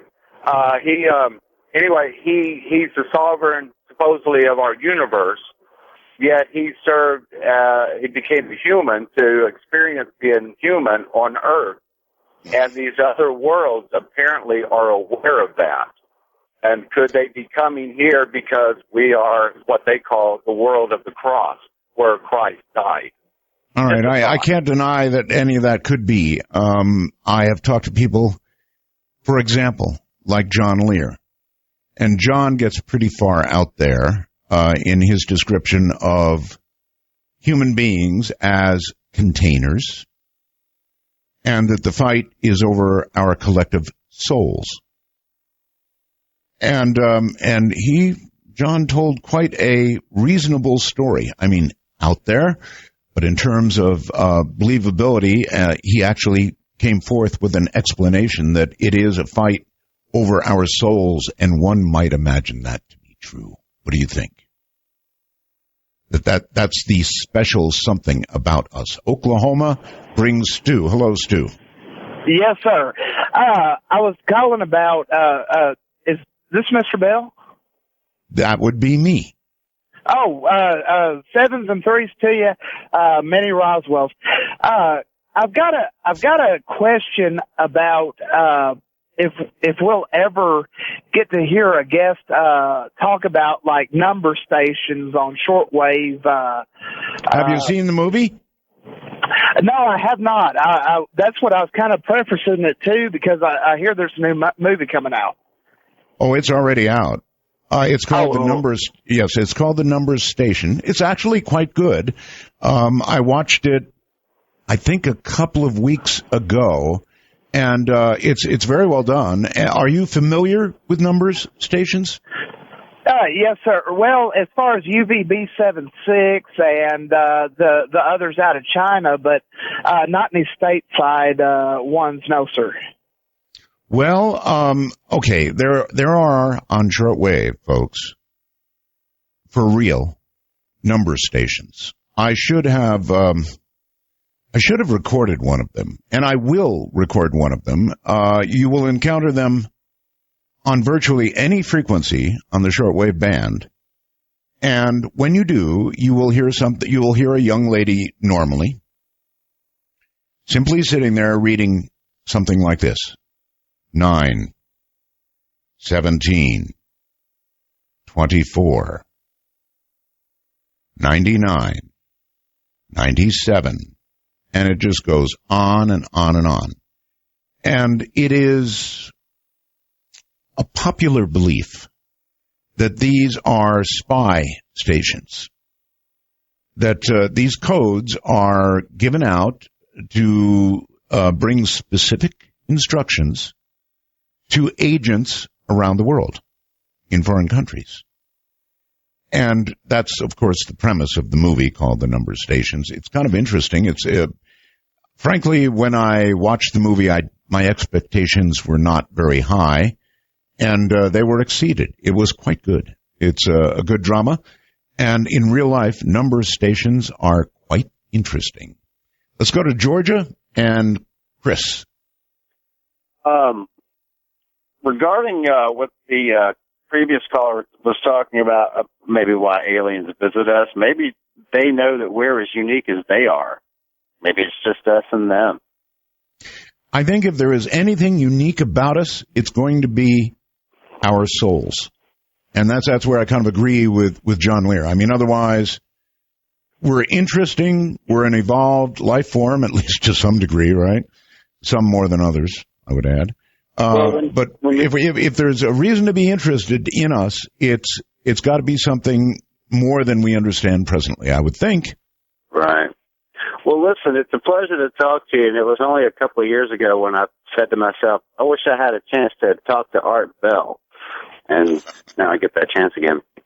But anyway, I'm in my mid-40s, and I wanted to tell you about something that happened to me when I was younger, and it was real profound. It may not sound profound with my explanation, but it was, a pretty big deal looking back on it. But when I was a teenager, I worked at a local Dairy Queen in a small town, and I was a new kid in town.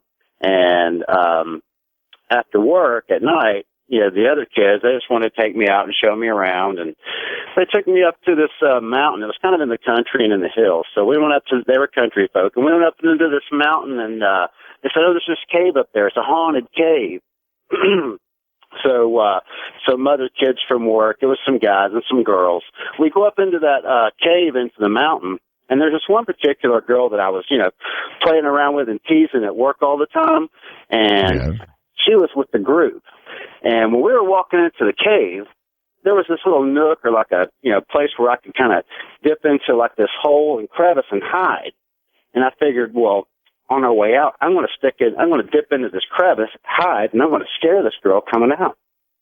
And so I get into this crevice, and I'm about to jump out and scare this girl, and I was so excited I couldn't contain myself, but just as I'm about to jump out, I feel this hand come up onto my chest and physically push me back up against the wall of that cave. Uh-huh. And I kind of went into this sort of hard to breathe, kind of like a trance-like state, but I couldn't do anything. And it was literally like a physical hand pushing me up against the wall. So the kids milled by, and were you still plastered up against the wall as the girl came by? Well, yeah, I was. And, and what happened was just such a shock to me. I really kind of just forgot about what was going on, and they milled by, and, I came out of it, and the feeling went away, and I followed everybody else out of the cave. And we get out of the cave, and everybody was going, oh, that was pretty cool, and the girl's naturally going, well, I was so scared, that was creepy. Well, the girl that I was going to jump out and grab, she jumps up and says, well, I wasn't scared of anything. I was ready for it. And she was holding a .38 caliber revolver. Oh? In her hand.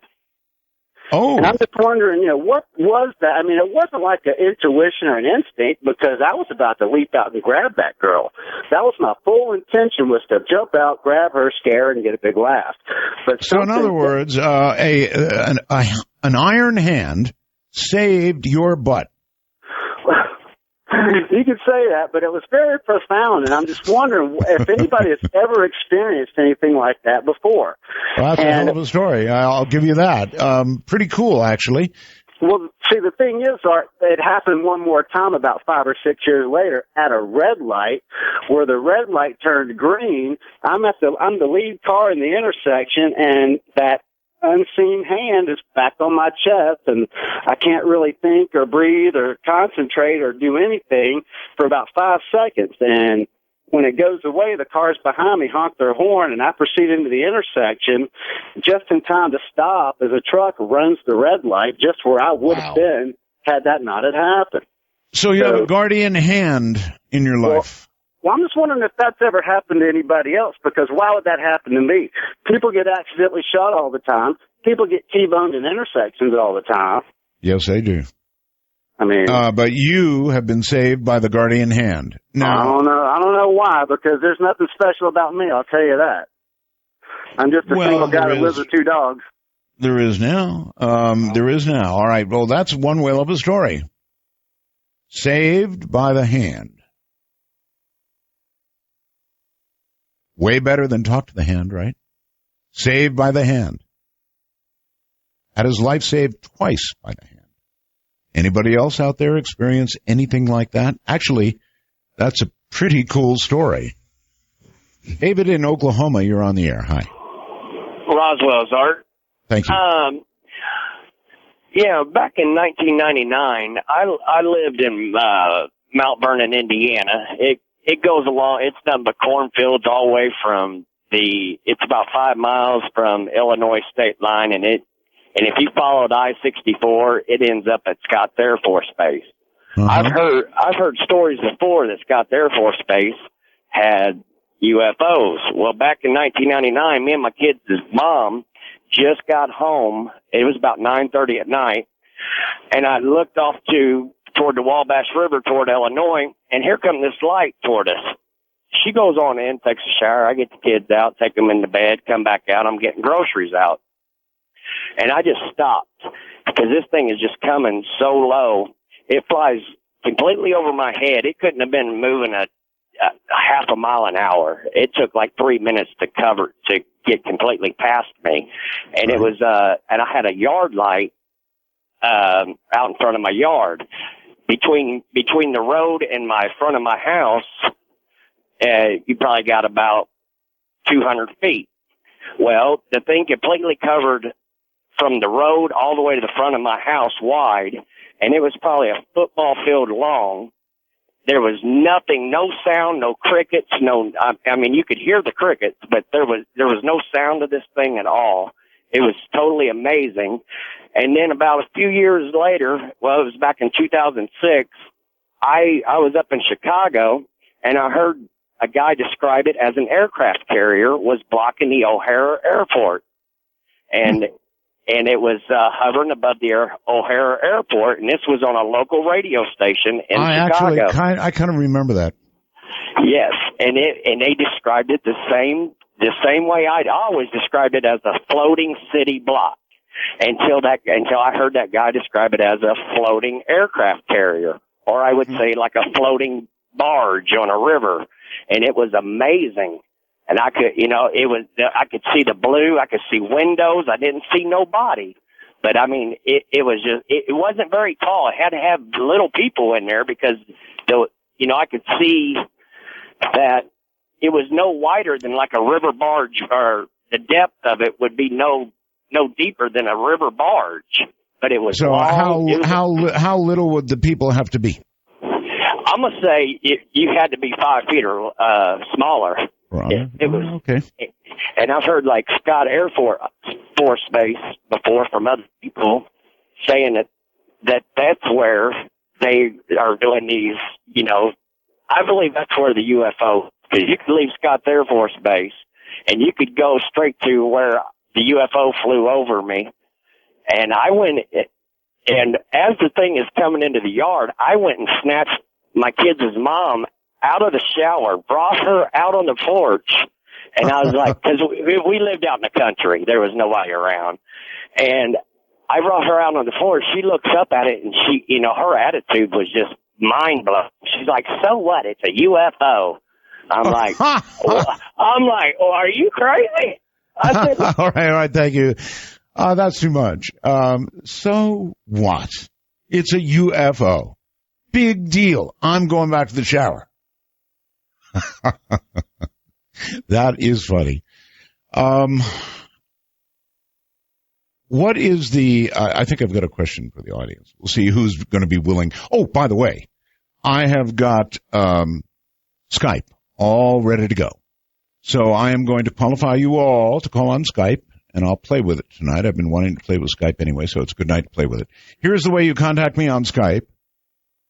Somehow I imagine this lady being dragged from the shower, probably no clothes, or almost no clothes. I'm art.bell51. That's the way you reach me on Skype. Art.bell51. Now, I don't have video. People keep trying to connect with video, and I'm intentionally not hooking up the video. For one thing, it requires more bandwidth, so I'm not going to do that. But we're all set to receive audio.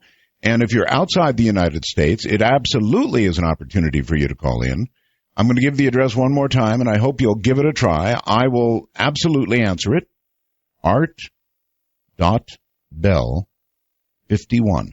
That's the way to reach me on Skype. In the meantime, let's go. I just opened Skype up, so it's all set. Let's go to Texas and Ross. Hello, Ross.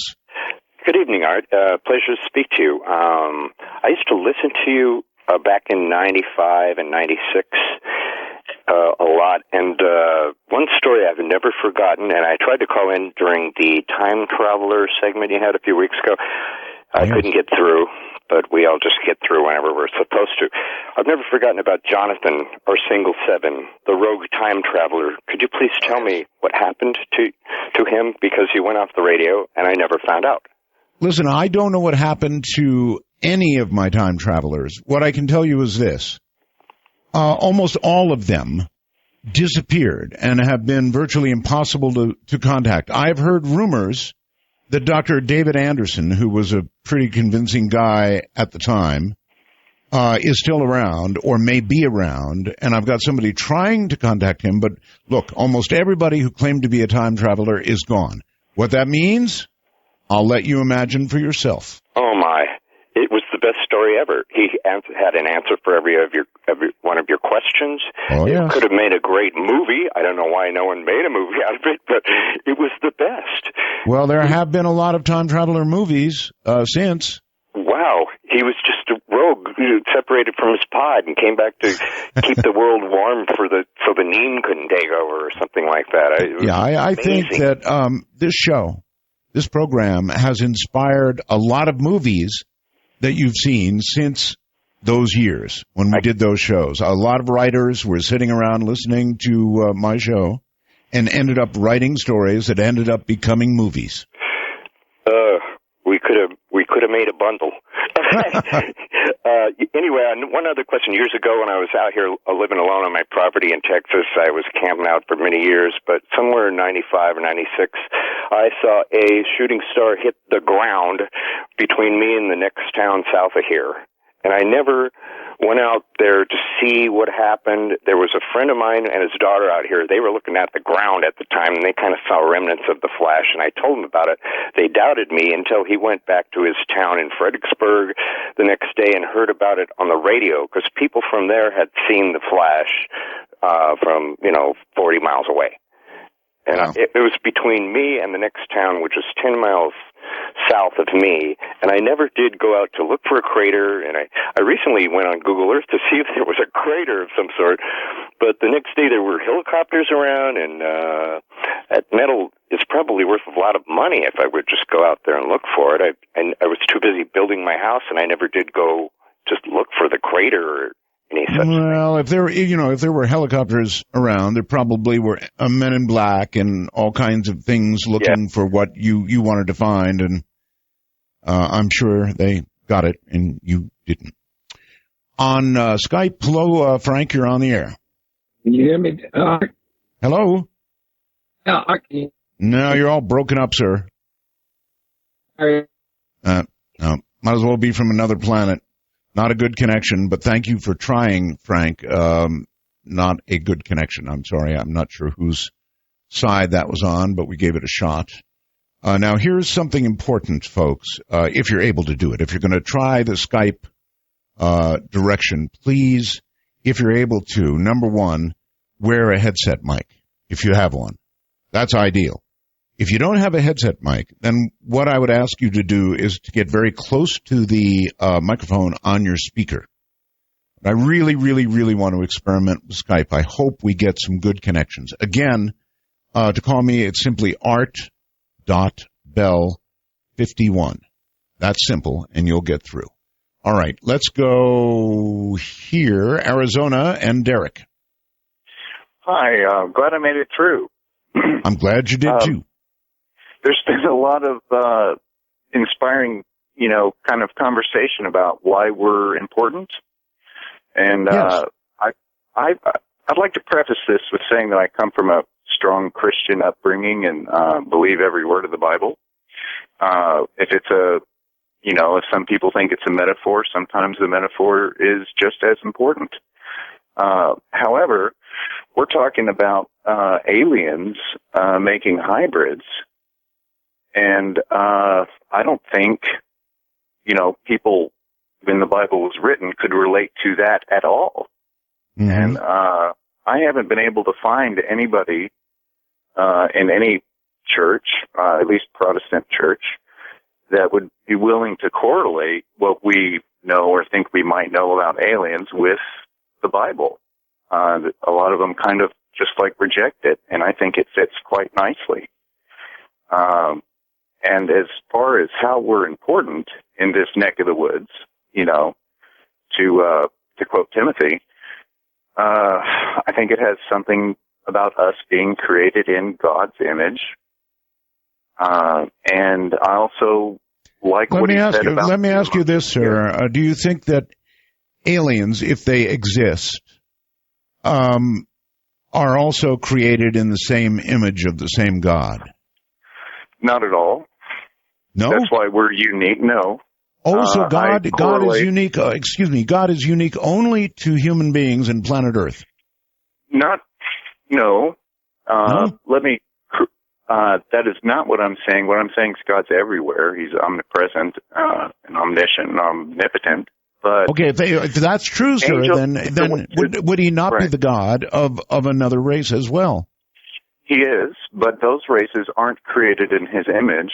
For example, the angels, if you would like to prescribe the name angels to alien, I kind of see them synonymous.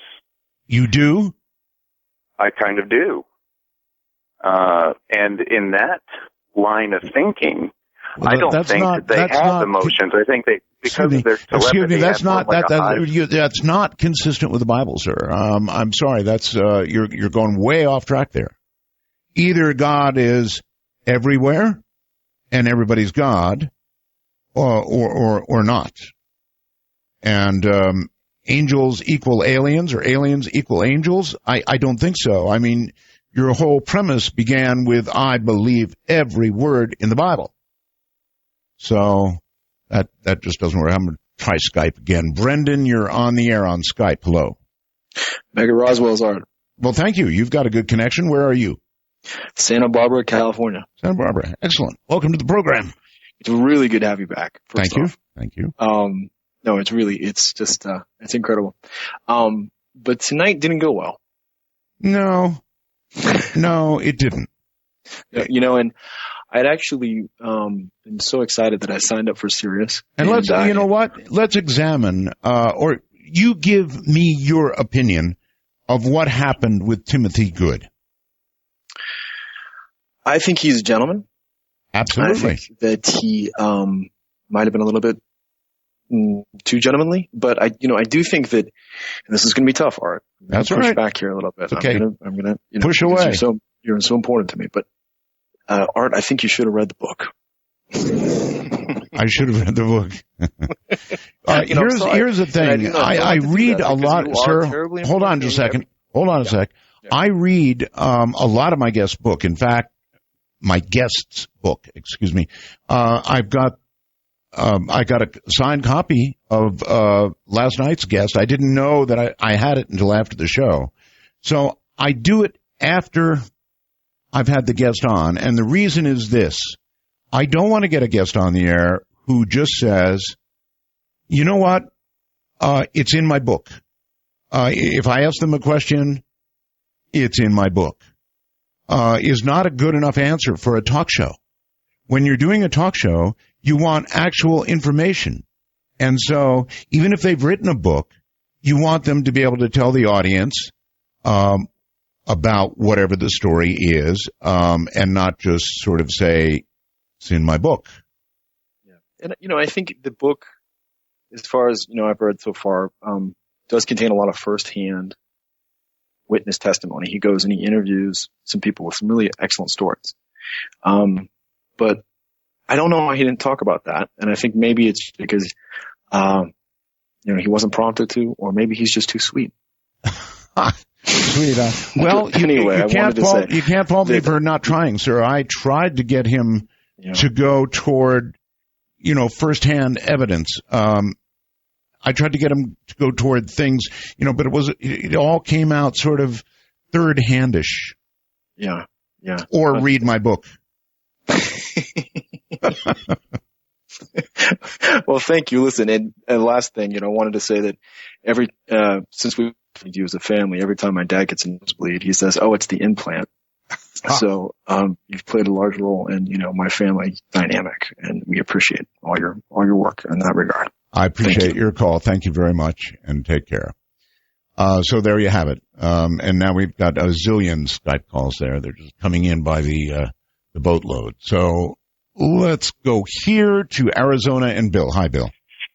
Oh, hi, Art. Yeah, first time caller listener.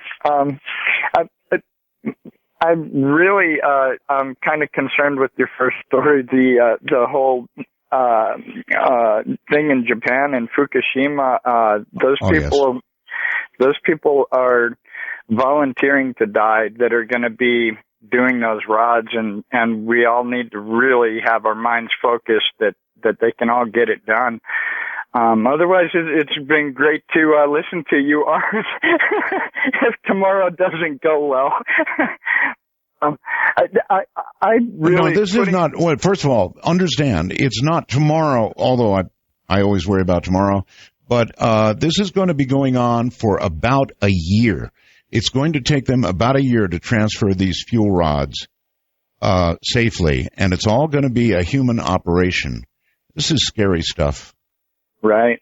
It's serious. But to go back to, I've been listening the past couple of weeks here to you since you've been on Sirius, and I've kind of been wondering if there's a planet that's out of phase that the interdimensional people come from that won the war, where the debris is on Mars, and it isn't taking aliens from way far away. They're right here. They won the war millennia ago, and maybe we're remnants of those that they defeated, and they let us just kind of be until we finally recognize who they are and maybe pose them at that point, and so they keep tabs on us. Well, I hate to think of myself as a remnant, but you never know. Kind of weird thought. Just a postulation. Well, thank you, Art. Thanks for the call, sir, from one remnant to another. Are we remnants, do you think? That there was a war over the human race long ago? That war was, one side was victorious, and now we are nothing but the remnants. Let's go back, if we can give it a try, to Skype and say, hi there, Zach, you're on the air. Hi, Art, can you hear me? Oh, I do indeed.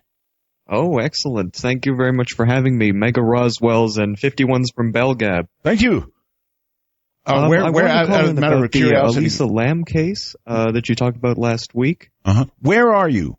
Oh, I'm in Oakville. That's just outside of Toronto, Canada. Okay. And the Elisa Lam case, yeah, go ahead. Yes. I did some research after I watched the video, and I wanted to share with you one of the theories that's going around on the internet about it. Sure. Apparently, around the time that she was found dead, there was a tuberculosis outbreak amongst the homeless population in L.A. Really? And someone looked up her name and discovered that it was an anagram for the American classification for tuberculosis or something like that. That's weird. And that perhaps some sort of government or some sort of clandestine operation perhaps poisoned her. But I mean, I'm not a believer in this. It's just something that was interesting because I'm sort of skeptical because it still doesn't explain how she ended up where she did. Clothes weren't found. No. How she got through all these layers of security, the alarm systems, and so forth.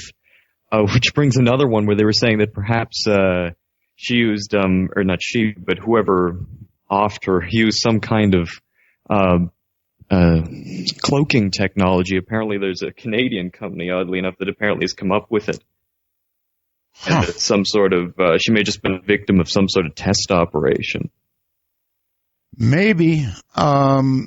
Maybe. I have no idea. I'm with you all the way. I mean, look, she went through locked doors that were locked afterward.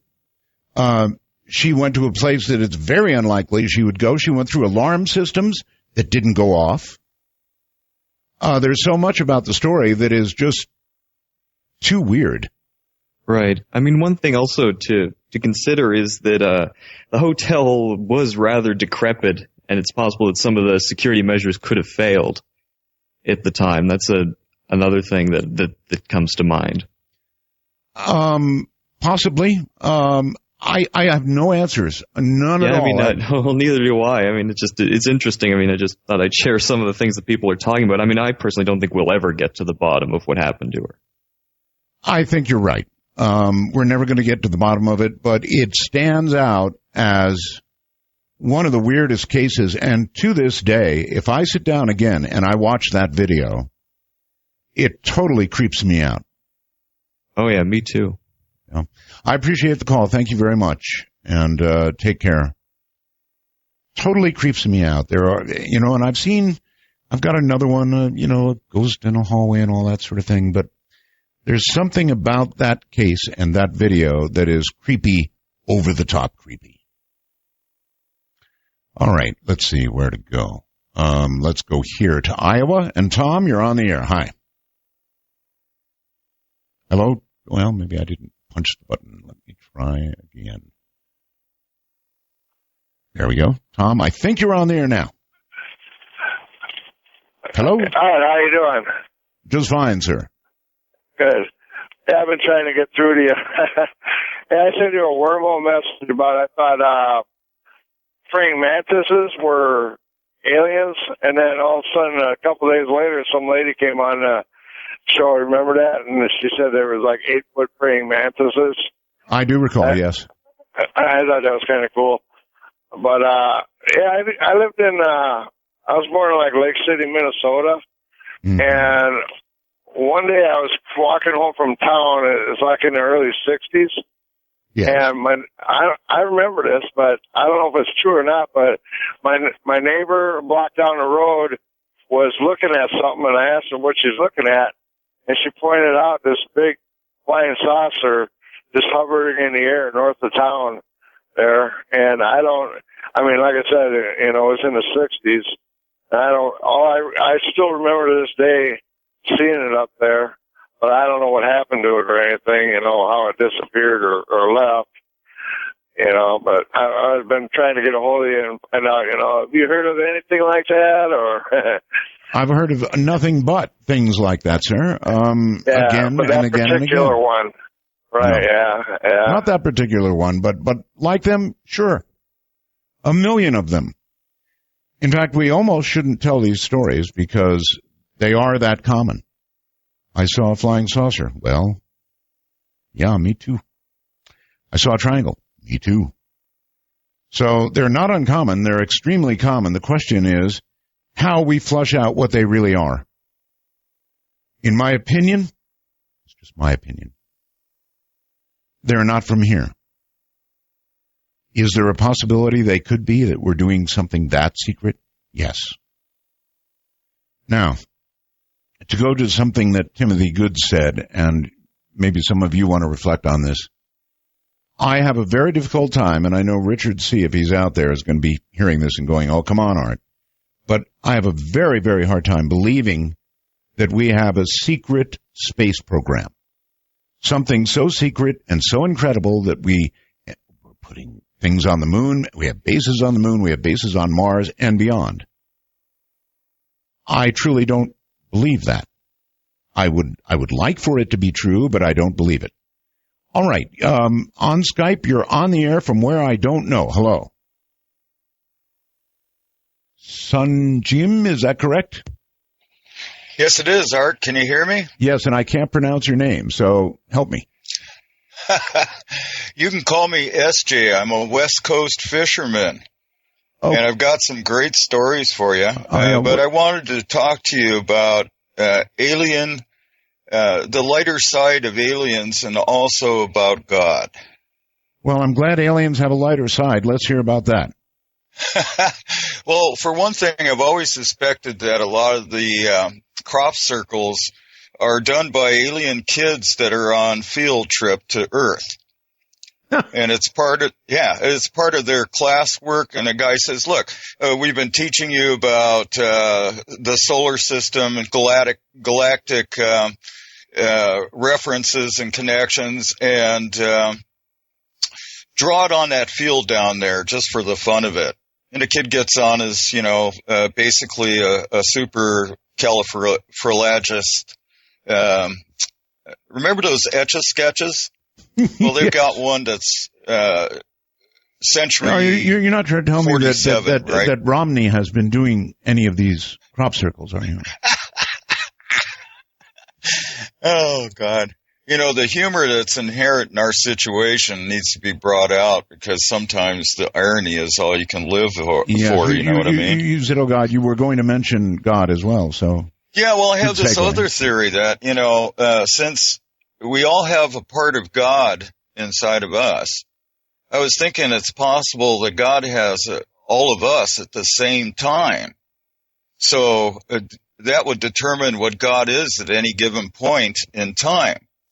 And, you can trace all the inconsistencies to the various global thought paradigms that we believe in, the belief structures. As they change, God changes. So then God could be like a trucker going down I-40. Absolutely. Uh-huh. Why not? He is a trucker going down I-40. Right. I've got the picture. Okay, well, very interesting, and I appreciate the lighter side of anything. Trust me. Enjoy it very much. And that was a good Skype call. Okay, let's go to Canada and Craig. Hi, Craig. Hi, Roswell's Art. Thank you. Not so long ago, you had a gentleman on the phone who was trying to pilot his plane over Area 51. I'm just wondering whatever happened to that guy. Well, it may well be that a railgun shot him down and he's nothing but dust. It does seem a bit strange that he was able to use a cell phone, in an aeroplane. It just came across a bit strange, that was all. Well, I really appreciated it. Yeah. I mean, if he didn't have that cell phone and he had not reached out to me, how would we know anything at all? And how would we be wondering now what became of him? Well, we don't, do we? We don't know whether he's alive still or he's gone. Indeed. Where are you, by the way? Canada. I got that, but I mean, where in Canada? Edmonton in Canada. Edmonton, all right. And you've got an obvious English accent, so. I'm an English truck driver in Canada, so. Yeah. You're an English truck driver in Canada? Yep. Fascinating. What brought you all the way across the ocean to truck here? There. We just wanted to do it just to say we've done it, that's all. Hmm? Make a bit of extra money as well. All righty. I've got a question for you. Okay, go on. What is the most evil thing you've ever done? The most evil thing I've ever done? That's I right. convinced my wife that I was psychic. All right. Well, good for you. Thank you for the call. Anybody else willing to answer that question is welcome. The most evil thing you have ever done. I don't know why that just popped into my mind, but it did. Ohio brings Uncle Duke. Hi, Art. How are you? I'm quite well, Uncle. Good. Hey, you might find this interesting. I listened to the previous guest talk about Neil Armstrong and such. I knew Neil Armstrong. I'm a late 70s graduate of the University of Cincinnati Aerospace Engineering program. I'm a retired aerospace engineer with the DoD. Yes, sir. And I knew him, as well as a student can know a professor, but we got along famously because we were both airplane guys and both really enjoyed talking airplanes. One time in a group setting, I asked him specifically about the UFO during the Apollo mission. And he kind of smirked. Everybody talks about how the guy was standoffish and all that. One-on-one, he was very charming, had a very dry sense of humor, great guy. But in a small group setting, he was equally as charming and equally as willing to talk. And there were probably, I don't know, maybe half a dozen of us there, students and himself. And he proceeded to tell the story about, yes, they did look out the windows, and yes, they did see a kind of a sparkling, twinkling, on again, off again kind of light. And they did call back to Houston, and he said, the first thought that it had been the boosters. And he said, but after we talked about that, that made no sense. They were too far away. And he said, we talked about it. And he said, there's no question in my mind, and I've never forgotten this. He said, what we saw were the panels from the service module. The service module, if you'll remember, that thing kind of opened up like a flower to allow the command module to turn around and then dock with the lunar module. Mm-hmm. And those panels peeled off, and, momentum being what it is, they kept going, and as they got further away, and of course, I don't remember if there were 3 or 4, but I think there may have been 4 of them, and they all went, kind of in different directions, because there were 4 of them pointed in a different direction, and he said, there's no question in my mind, that's what we saw. So, but he didn't relate anything to you about craft that had been given to the United States or any other country, or having personally flown any of these craft. Now, did he? Art, if Professor Armstrong had said that, he would have done it firmly, tongue-in-cheek. The guy had a great sense of humor. He really did. Very dry, So he could have said something like that, but no, he said nothing like that. He was asked a serious question by a senior in an aerospace engineering graduating class, and right. And he answered it seriously. So for all these people who want to talk about Neil Armstrong this and Neil Armstrong that, I knew the man. Great guy, and I know how he answered the question because I heard the question asked, and I heard him answer it. Fair enough. I really appreciate that account. Thank you so very much. So there you have it. Nothing about alien craft and zipping around and piloting them and being instructed in their appropriate use, I guess. I don't know. All of that a little difficult to buy. We're going to have to, boy, time does fly, doesn't it?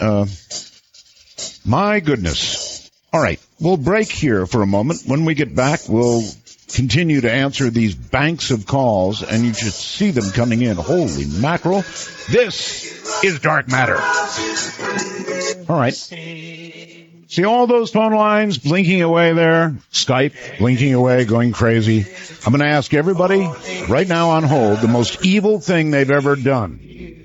So be prepared. And I think we'll begin with Florida and Dave. Hello, Dave. Hello. Hi. How you doing, Dave? No, not too bad. About 6:30 on October 11th on Highway 160, right at the bottom of Monument Valley, right about 19 miles south of Mexican Hat, Utah. All right, October 11th of this year. There's a wide spot there, and I spent the night there. I drive a truck for a living, and I spent the night there, and I got up just about sunup. And, I pull a flatbed, so I got out, kicked my tires, everything like that, checked, straps, chain. And about, I'm going to say 1,500 feet, there's that little ride, that little white spot there is on top of a knoll. About 1,500 feet out there, there was an object. I don't know what it was, all right? I don't know if it was one of the military aircraft or what, but it was dead quiet, and it was shaped like a spoon without the handle, but turned over. And it was a nice silver color, but the bottom of it looked like water, rippling water. Oh, that's weird. Okay. I took 7 pictures of it. Oh? Okay. And? Yes, and? And you have these photographs? I have these photographs, okay? Well, may the good Lord bless you. Hold on a second. The object does not appear, but the shadow it creates on the ground does. Aw. That was such an interesting description that I was hoping for more than a shadow. Well, hold on. It gets even better. Okay. Now, I don't know what it is. I I don't believe in UFOs, but I apparently gonna have to change my mind or something. But I took pictures of it. I didn't think nothing about it. And probably about 15, 20 seconds after I shot the last picture, it went from a dead hover spot and it was about 50 feet in length. It broke it created a sonic boom. Broke the sound barrier. I'm going to say 50 yards. And created a vapor ring because the air is moist that time of morning down there. Created a vapor ring and was gone. I mean, gone. It went down the valley. It didn't gain no altitude, but it went down that valley like you'd shot it out of a gun. So, Dave, what do you mean you don't believe in UFOs? You don't believe your own eyes? Well, let me put it to you this way. Before October 11th of this year, I really had serious doubts. How about now? Well, I saw something. I have no idea. I don't know if it was something we had. You just don't want to believe, do you, Dave? Well, I don't think we have the technology for the inertial dampers unless it was an unmanned aircraft. There's no way a human body could take that type of stress. And so, from that, what do you conclude? It ain't from here. If it ain't from here, and it did what you said, then, Dave, you gotta believe. Yeah, I do now. Hey, Dave, what's the most evil thing you've ever done?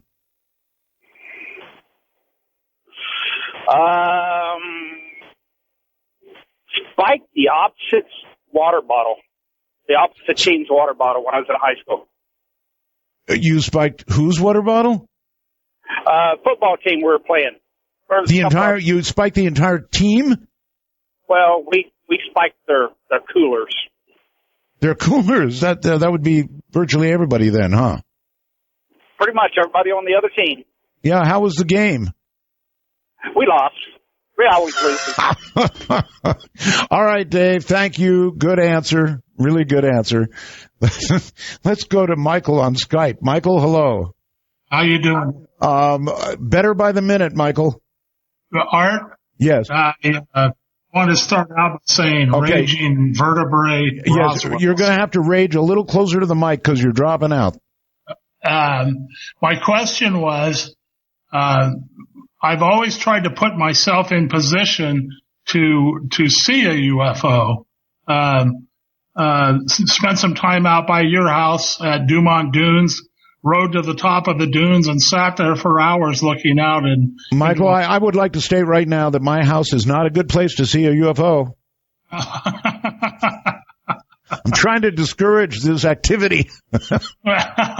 Well, Dumont Dunes is really close. Yes, it is. Very close. And, boy, it's just amazing how clear it is out there. But I do believe, I want to believe, and I just know they're out there. And you just really want to see one, right?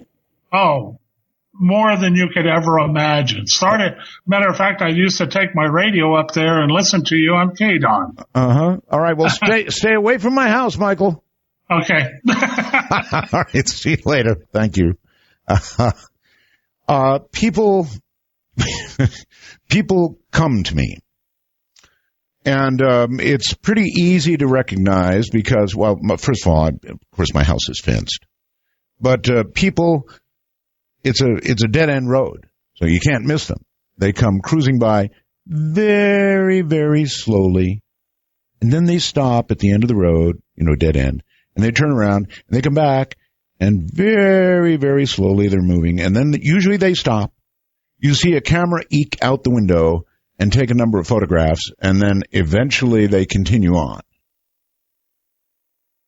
It's a little strange, but we've learned to sort of live with it. Hello there in New Jersey. Holly, how are you? Yes, good. How are you?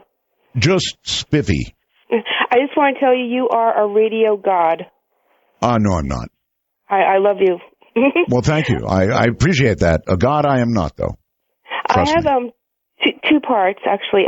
Years ago, I was going through some of my mother's papers, and I found a letter that she had wrote. And in the letter, she had stated that she actually seen a UFO.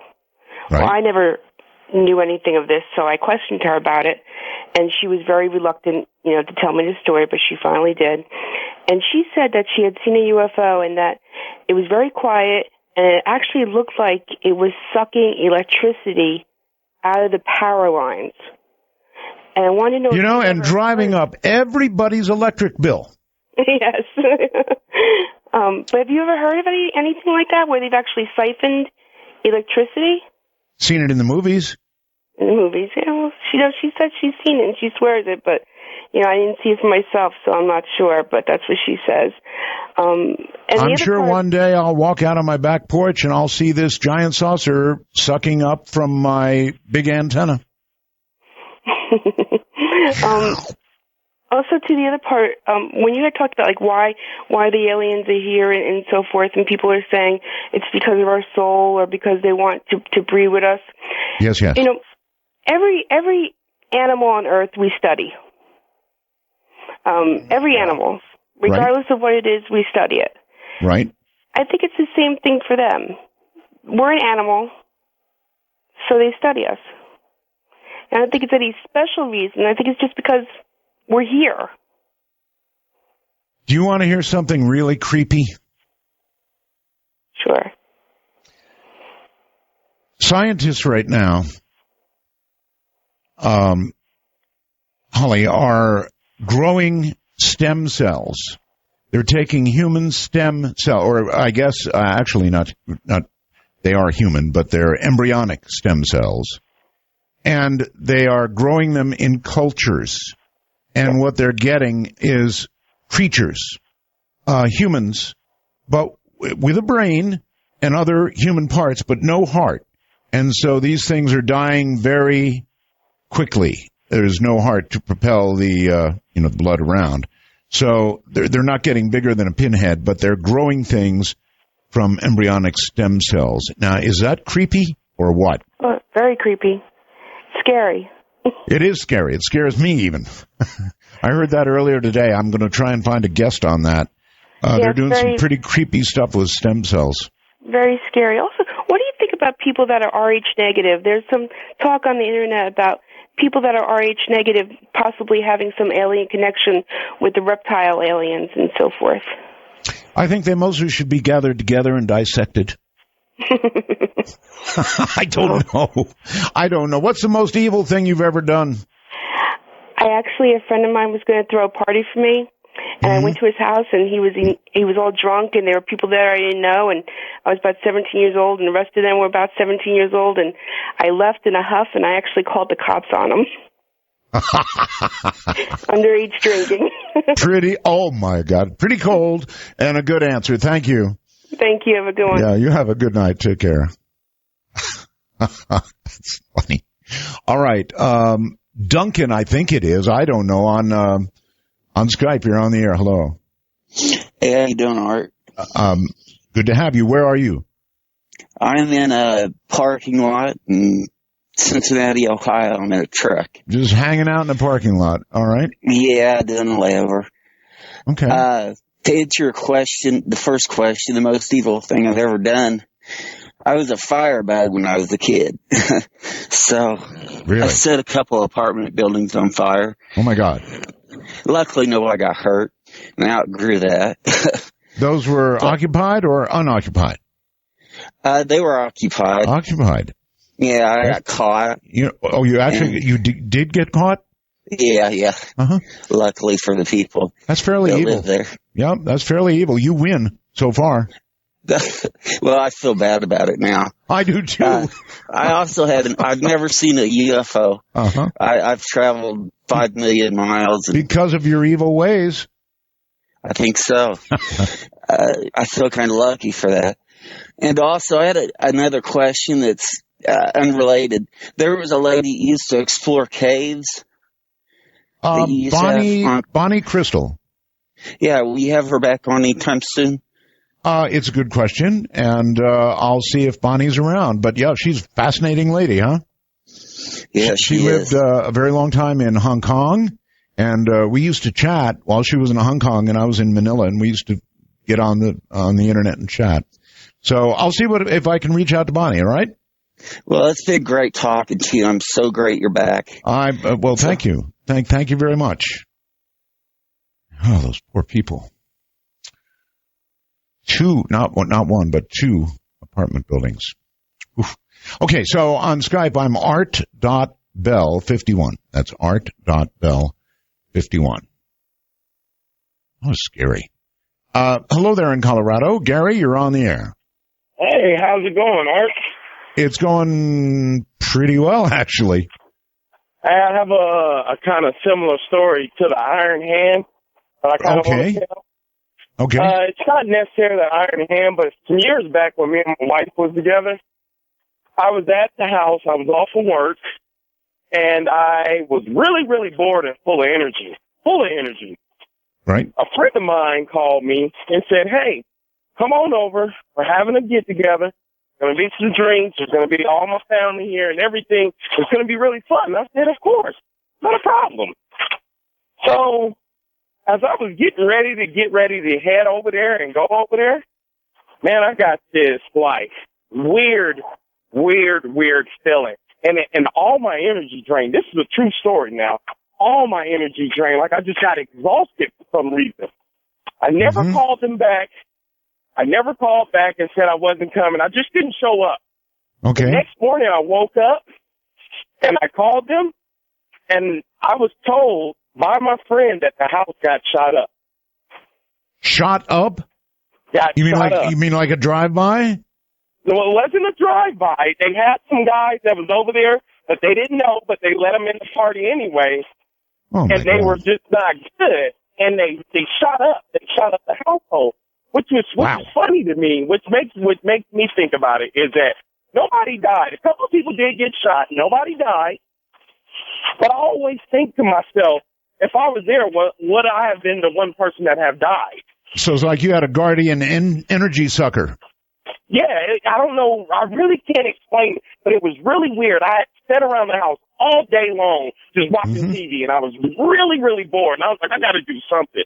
And then all of a sudden, when I got ready to go do this, there's no question TV can suck the life right out of you. Yeah, you're right. But I just got all my energy drained, and I hear you. I didn't go, and I'm glad I didn't go. I'm glad you didn't go, too. A guardian energy sucker. Let's go to Michigan and Dean. Hello, Dean. Hi, Art. Second-time callers and Mega Roswell's from Belgab. Thank you. Yeah, I'm not calling about any kind of angels or portals. I got a good old-fashioned bizarre aerial phenomena to tell you about. Okay.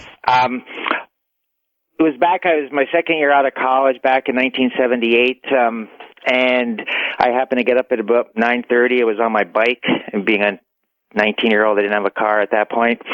And I was just biking along the road, and it's up in the Upper Peninsula, Michigan, pretty rural area there. Biking along, and I saw something on the side of my eye, and so I turned and looked off to my left, and there, about 5 feet away from me, floating along at the same speed that I was biking, was what I will call it is a silver ball bearing. It was about the size of a croquet ball, exactly at my head level, about, like I said, 5 feet away, almost like a mirror. It was so, it was just so shiny, and just cruising along, and my jaw dropped. I'm biking along, and I didn't know what to think of it, and it shot up in the air, and my head whipped up to follow it. I could just kind of see it disappearing up, and at that point I lost sight of it because I went off the road and smashed into the bushes.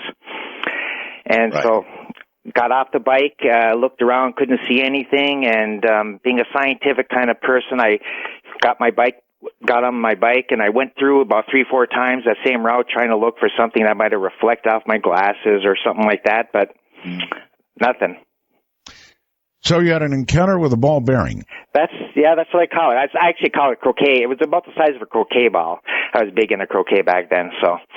But yeah, it floating along right next to me, and I was stunned. I don't know. It's kind of bizarre. I didn't tell too many people about it at the time because I kind of thought, they're going to think I was doing something. They might have. Yeah. They might have, Dean. Speaking of doing something, the most evil thing you've ever done is? Marry my ex-wife. At least you mean again? Well, no. Well, that's what she said after we got divorced. That was the most evil thing I did. So. You see. All right. Thank you very much, and take care. And let's go to Skype and Guy, I guess, and Sonia. Yeah. Hi, Art. Hi. I was thinking back to the first show that you did and had Michio Kaku on. You mean the first show on Dark Matter? Yes. Right. Mm-hmm. Right. I'm not that old, Art.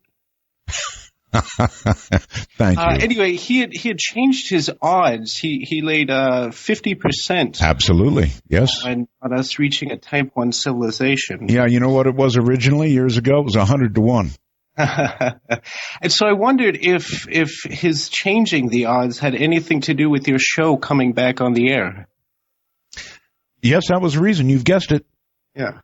Along those lines, I wanted to sort of say hi to all the folks over on Belgab who sort of carried the flame all these years you were away, and wondered if maybe somehow unintentionally we'd done a mass consciousness experiment over there. And I'm the victim. Right, exactly. Maybe. Who knows? I mean, I would be the last person to reject such a possible scenario. So, yeah, maybe. Maybe. It's a vicious but vaguely lovable group. Right, exactly. All right, can I turn this on you and ask you what's the most evil thing you've done? Oh, man. How rude is that to ask a question like that just on the fly? I've done so many. You're going to have to give me some time to think about it. I guess. I'll take my answer off here. Okay, and you'll get it off the air indeed. There have been so many. I remember that when I was in high school, I was required to take home ec, which I thought at the time was cruel and unusual punishment of the very worst kind, and we wrecked that class. I mean, we wrecked it. We all the guys, we were guys required to take home ec, right? We poisoned each other's food. I mean, nobody, and the teacher would come around and sample this stuff afterward. You know, there'd be a good cup full of salt where it shouldn't be, that kind of thing. It was really awful. It was a failure. I don't know if high schools now do this sort of thing still today. I would imagine they do. They give guys a little taste of what it's like to have to cook and girls a little taste of auto shop or something. But it didn't work. It was, the first time they had tried something like that, and we utterly destroyed the whole program. The most evil thing I've ever done, that probably doesn't qualify, but it came to mind immediately. All right, let me see. Let's go to California and Scott. Hi, Scott. Hello. Mega 88201s to you. And what does that mean? That is the zip code of Roswell. Oh, so very good. Anyway, do you want the evil story or do you want the reason I called about UFOs? Well, let's start with the reason you called. Okay, I think you said, or someone said earlier, that they thought that the people coming to visit are interested in our souls.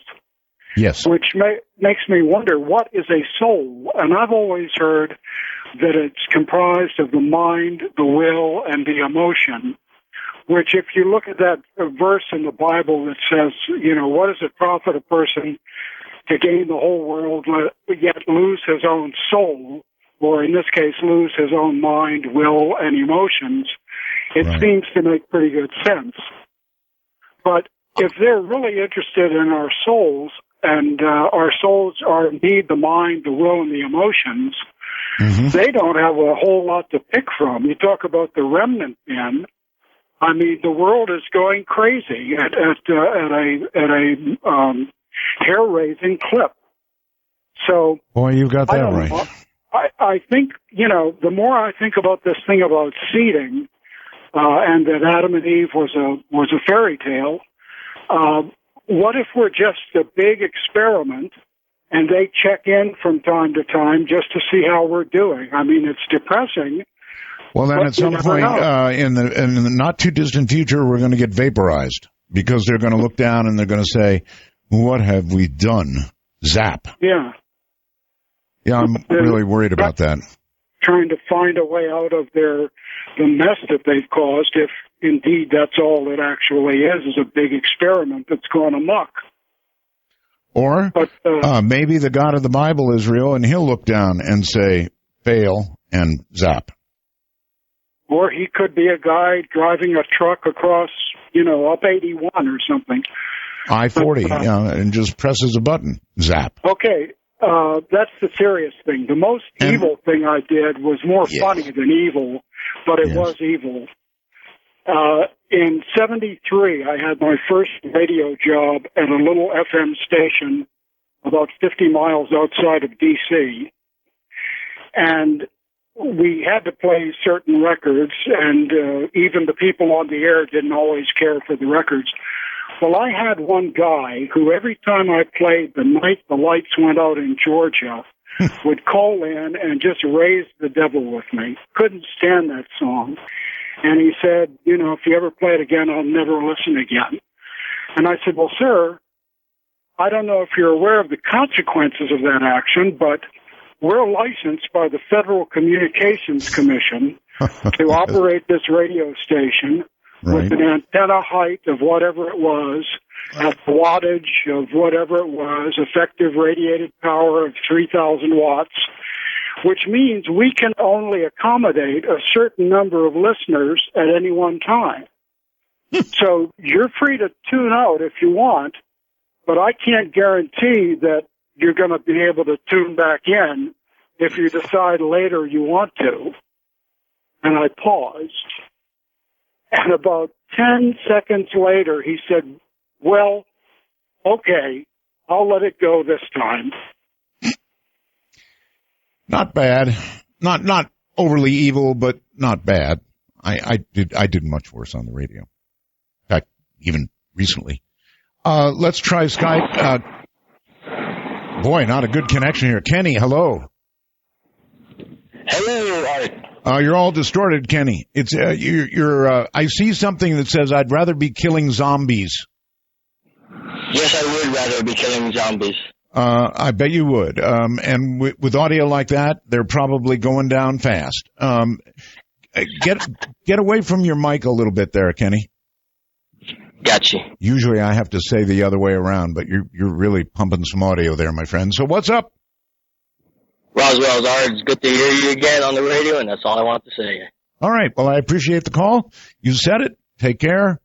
And I think some people sometimes just want to see if they can get through. Yes, you can get through. But be prepared to answer the question about evil. To Dave in Florida. Hello, Dave. How are you, Art? Very well, thank you. First-time caller, long-time listener. I grew up over in Vegas, over the hill from you. My dad was on the Air Force Base. We lived on Nellis from 77 to, I think, about 81. And do you know where Sheepshead Mountain is? What? I'm sorry, what mountain? Sheepshead Mountain. Sheepshead. I've heard of it. I don't know where it is. It's kind of, I guess, kind of northwest of the base, on the other, in between, I think, 95 or... Right. Anyway, I had me and my brothers and 3 other friends. I loved to explore when I was a kid, and I used to see snow on that mountain occasionally. Well, I had a bright idea one morning. I got my brothers together and my neighbors, and we took a hike, and we ended up going all the way to the base of the mountain. Are you there? I'm here. And they ended up calling search and rescue, make a long story short, and they had Metro search and rescue, the Air Force search and rescue out looking for us, and me and a friend of mine was the only one that stayed kind of back at the mountain, deciding, hey, we're going to just spend the night here, where my brothers decided to try to make it home. Search and rescue picked them up. We ended up seeing lights towards Mount Charleston area, from where we're walking back towards the base. And it was real scary because these lights, they didn't look like UFOs, big, huge UFOs in the air. They were more or less like about the size of a Volkswagen. And there were several of them. And as a kid growing up on the base at nighttime, we used to see lights out there quite a bit in the distance and didn't know what they were. But I wonder if VW size UFOs get better mileage. I don't know. But we ended up walking towards where the lights were, thinking that, it was going towards the base. And we were walking, towards Mount Charleston, you know what I mean? And they ended up finding us, and we made it on the news, and I got in trouble, quite a bit for dragging everybody around. But does this correlate with the most evil thing you've ever done? The most evil thing I ever did was I dressed my little brother up as a girl when we would go to the movies. I used to take him and dress him up as a girl, and the lady that worked at the movie theater just thought that was so cute. I always got to go hit the movie theater for free because he thought that was my little sister I was bringing with me. I see. My brother's pretty happy. He doesn't even like talking about that. Too bad there aren't pictures. I appreciate the call, sir. Thank you very much. And over to Skype we go. And Andrew. Hi, this is your friend Andy from Melbourne, Australia. How you doing, Andrew? I'm doing very well, thank you. I wanted to know, are you doing the New Year's Eve special show this year? Am I doing any special show? On New Year's Eve. Oh, on New Year's Eve. Predictions. You're talking about predictions. Yes. Inevitably, I'm sure I will be. If I'm here on New Year's Eve, I'm sure I'll be doing it. But since you might not get in, Andrew, if you need to make a prediction for 2014. I don't know. Yes. What would you predict for 2014? I predict, I think I'll predict the downfall of the other show, the show that must not be named. Hopefully I get a ding, ding, ding. Nah, I don't think so. Maybe dogs and cats will make up and everybody will get along and the world will be. What's the most evil thing you ever did? The most evil thing I ever did. I did a similar thing to my sister, what the last caller did to his brother. I dressed my sister up as a boy once. Oh my God, I forgot about my sister. I can top you, Andrew. I did something pretty awful to my sister. This was when I first began playing with electricity. I was pretty young. And I wired up an electric chair. I took a regular chair and I wired her up. Bear in mind, I was very young. She was way younger. But I had her all set to plug her into the wall. I was just discovering electricity and wire, and I thought it'd be a cool idea. So I had her wired. And, of course, this brings up all kinds of things.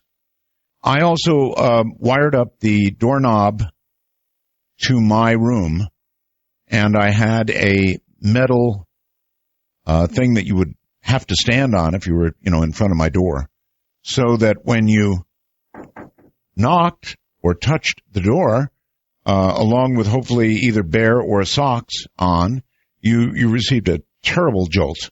And so I did play an awful lot around with electricity when I was young. Now, I did not plug my sister in, but I did get pretty close, actually. Nevada has Mike coming our way. Hello, Mike. Hey, what's up, Bud? How are you doing today? Just spiffy. Well, first-time caller. I just want to say, before I tell you, before I actually ask a couple questions, I was going to say, big fan. I actually stumbled across, I found out about you through YouTube. I stumbled across some of your videos just when I was surfing through YouTube a couple months back, and then found out you're off the radio through Wikipedia, then found out you were back on the radio. It's cool to actually be able to talk to you, though, so I wanted to say that. Well, thank you. But one question I was going to ask and then I was going to respond and comment was, what did you think of Timothy Good? I thought he was, is he as credible as some of the other people you've had on, some of the other guests that you've had on? What do you say? Is he respected, I guess, is you're asking me, do I think he was as credible as others? Yeah. I don't think he was as credible as some and as credible as some others. I have had a very wide range of guests on this program, and so that'd be my answer. I'm not as credible as some and as credible as others. Yeah, I thought he was, I thought some of the stuff he said was pretty far-fetched. And to be completely honest, I'm not trying to be one of those debunkers from the way he put it. It's just, to me, some of the stuff that he was trying to describe, at least like the whole telepathic stuff. And this is my I'm with you all the way. Look, I'm with you all the way. Timothy Good has a very long and distinguished reputation in ufology. And so I guess I would say I was surprised at the way he laid some of this out tonight. It was pretty tough, really tough. I agree. What was really weird about it was, this is the way I always look at it. If you're really looking hard enough for something, you're going to find it. And I think, how he said that he sat down and he telepathically sent out a message to everybody passing through the hotel or whatever.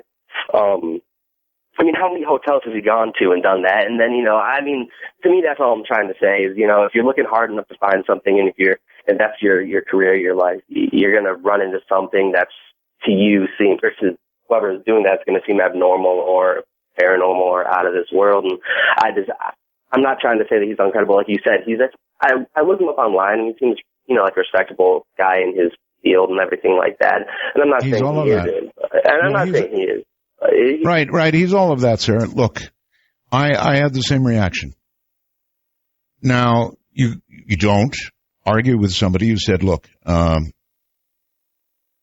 saw this really cute girl, and I sent her a mental message, and she came over and curtsied. That's what he said, right? I don't think I'm getting that wrong.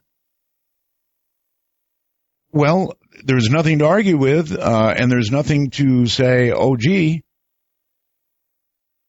But there's nothing to confirm it either. I have attempted to send out messages like that to cute girls.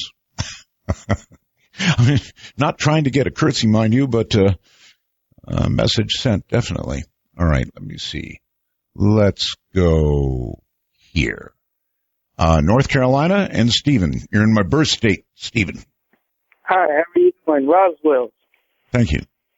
Yes, sir. I was calling about the new life form found in our sewer system. Oh, God.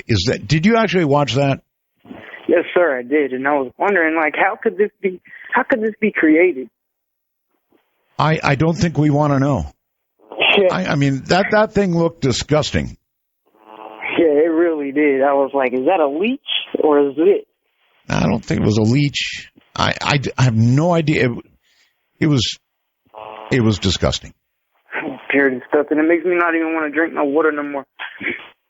Well, of course, you shouldn't be sampling water from the sewer anyway, but whatever it was growing down there, I don't want anything to do with it, and it was just icky. Yeah, nasty. Yeah, I appreciate. Oh, and you're in North Carolina too, aren't you? Yeah, yes, sir. Uh-huh. Good luck, because you know what? That thing will probably grow. They're like the blob. Yeah, get some form of legs, maybe. First thing you know, you're asleep late at night, and well, there you go. And up through my Up through my sink comes a blob. Or maybe, hey, worse yet, how about your bathtub? Oh my God, not while I'm in there. Not while I'm taking a shower. Yeah, while you're taking a shower. Oh, God. Listen, everybody, that thing is awful. I don't know what it is. They say it's growing in a sewer in North Carolina. Take a look at it. It's moving. It's alive. It does not have arms, legs, head, or anything like that. It just looks like disgusting tissue, I guess is the way I would put it. Oh, it's awful. But it sort of pulsates a little bit. And in view of where it grew and or was, I hate to use the word born, came into existence. Anyway, I'm done with this. If you want to see it, go take a look yourself. On Skype, you're on the air. Hello, Jason. Hi, how are you? Just fine, sir. Where are you? I'm in just outside of Brandon, Manitoba, just west of Winnipeg. Okay. A tasty Canadian. That's right. I'm driving cross country here. Okay. And I find I was wondering what if somebody's actually figured out the actual numbers as far as UFO sightings in the summer compared to the rest of the year. Why? Well, I'm gonna go out on a limb here. I'm gonna say more in the summer, and the reason there's more in the summer is because people are outside doing stuff in the summer and they look up occasionally. Mm-hmm. I completely agree with that. However, the reason I'm calling, remember a few years ago, actually no, it was as recent, I think it's 2 years ago, there was a huge UFO sighting all over this part of Canada, and it was huge heavy lights, and it was seen from all of Manitoba throughout Saskatchewan. Remember that? I actually do remember it. Yes, I remember the reports of it. Yes. Yeah, it made mainstream media and everything. I just found that really remarkable, just because it's not, a guy in his backyard looking up at the sky. Gotcha. What is the most evil thing you've ever done, Jason?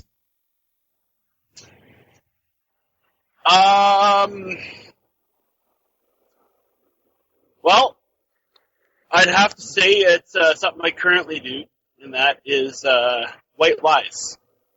It's what? Telling white lies. I can't escape from it. I don't know why. I understand. In other words, you cannot make somebody feel poorly. So that's right. So you will tell little lies to make them feel better, no matter what. And I was brought up not to lie, and I promised my mom that I would never lie. But to tell her that I don't lie is a lie itself. I understand. Well, white lies almost don't qualify as evil, frankly, Jason. But I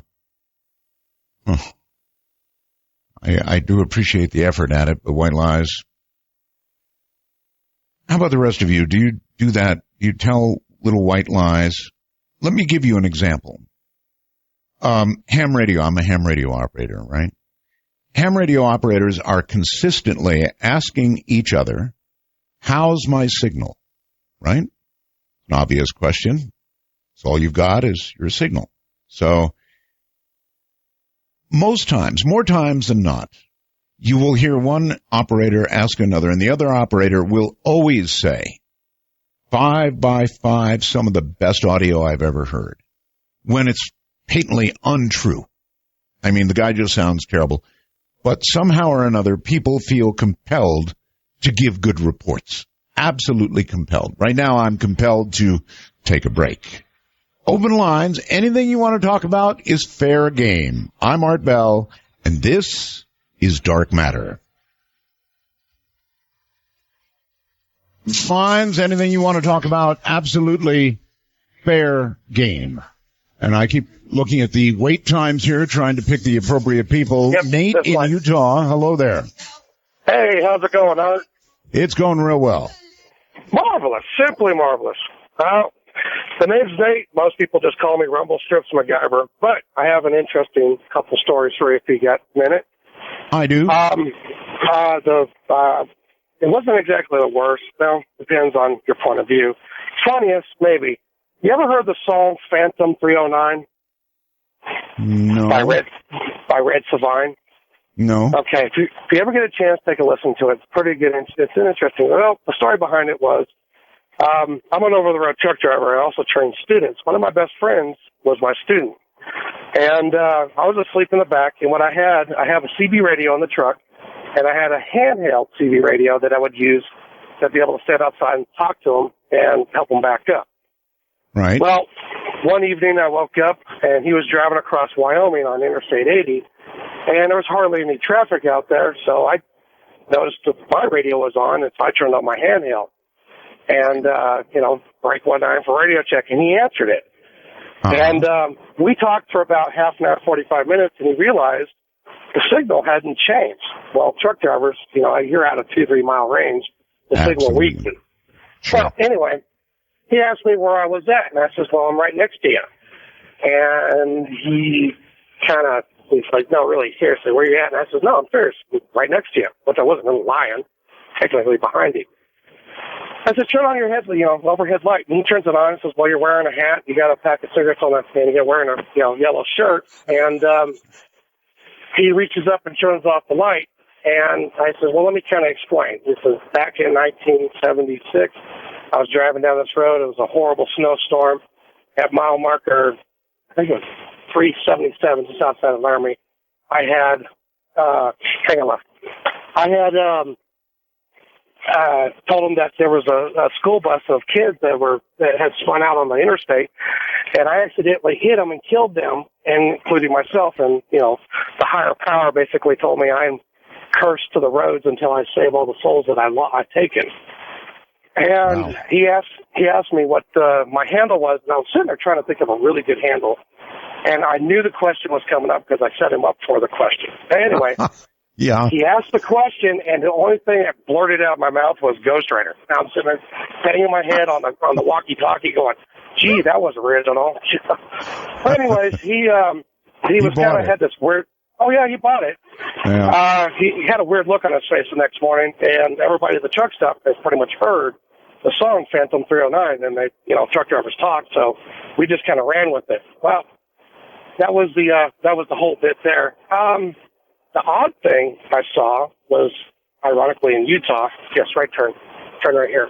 And he, at mile marker 56 on Interstate 80, it wasn't exactly dark, but it wasn't light out. It was good dusk.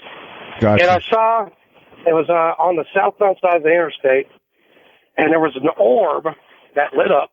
It's about a mile off of the road, probably about 200-300 feet above the ground. And you could see around the orb. You can see behind it. Okay, you gotta hurry. We're running out of time. Okay. Well, what happened is one appeared next to it, one appeared above, and it just five straight up in a column, and they all disappeared. I was just curious if anybody else seen that before. Have a good one. All right, take care.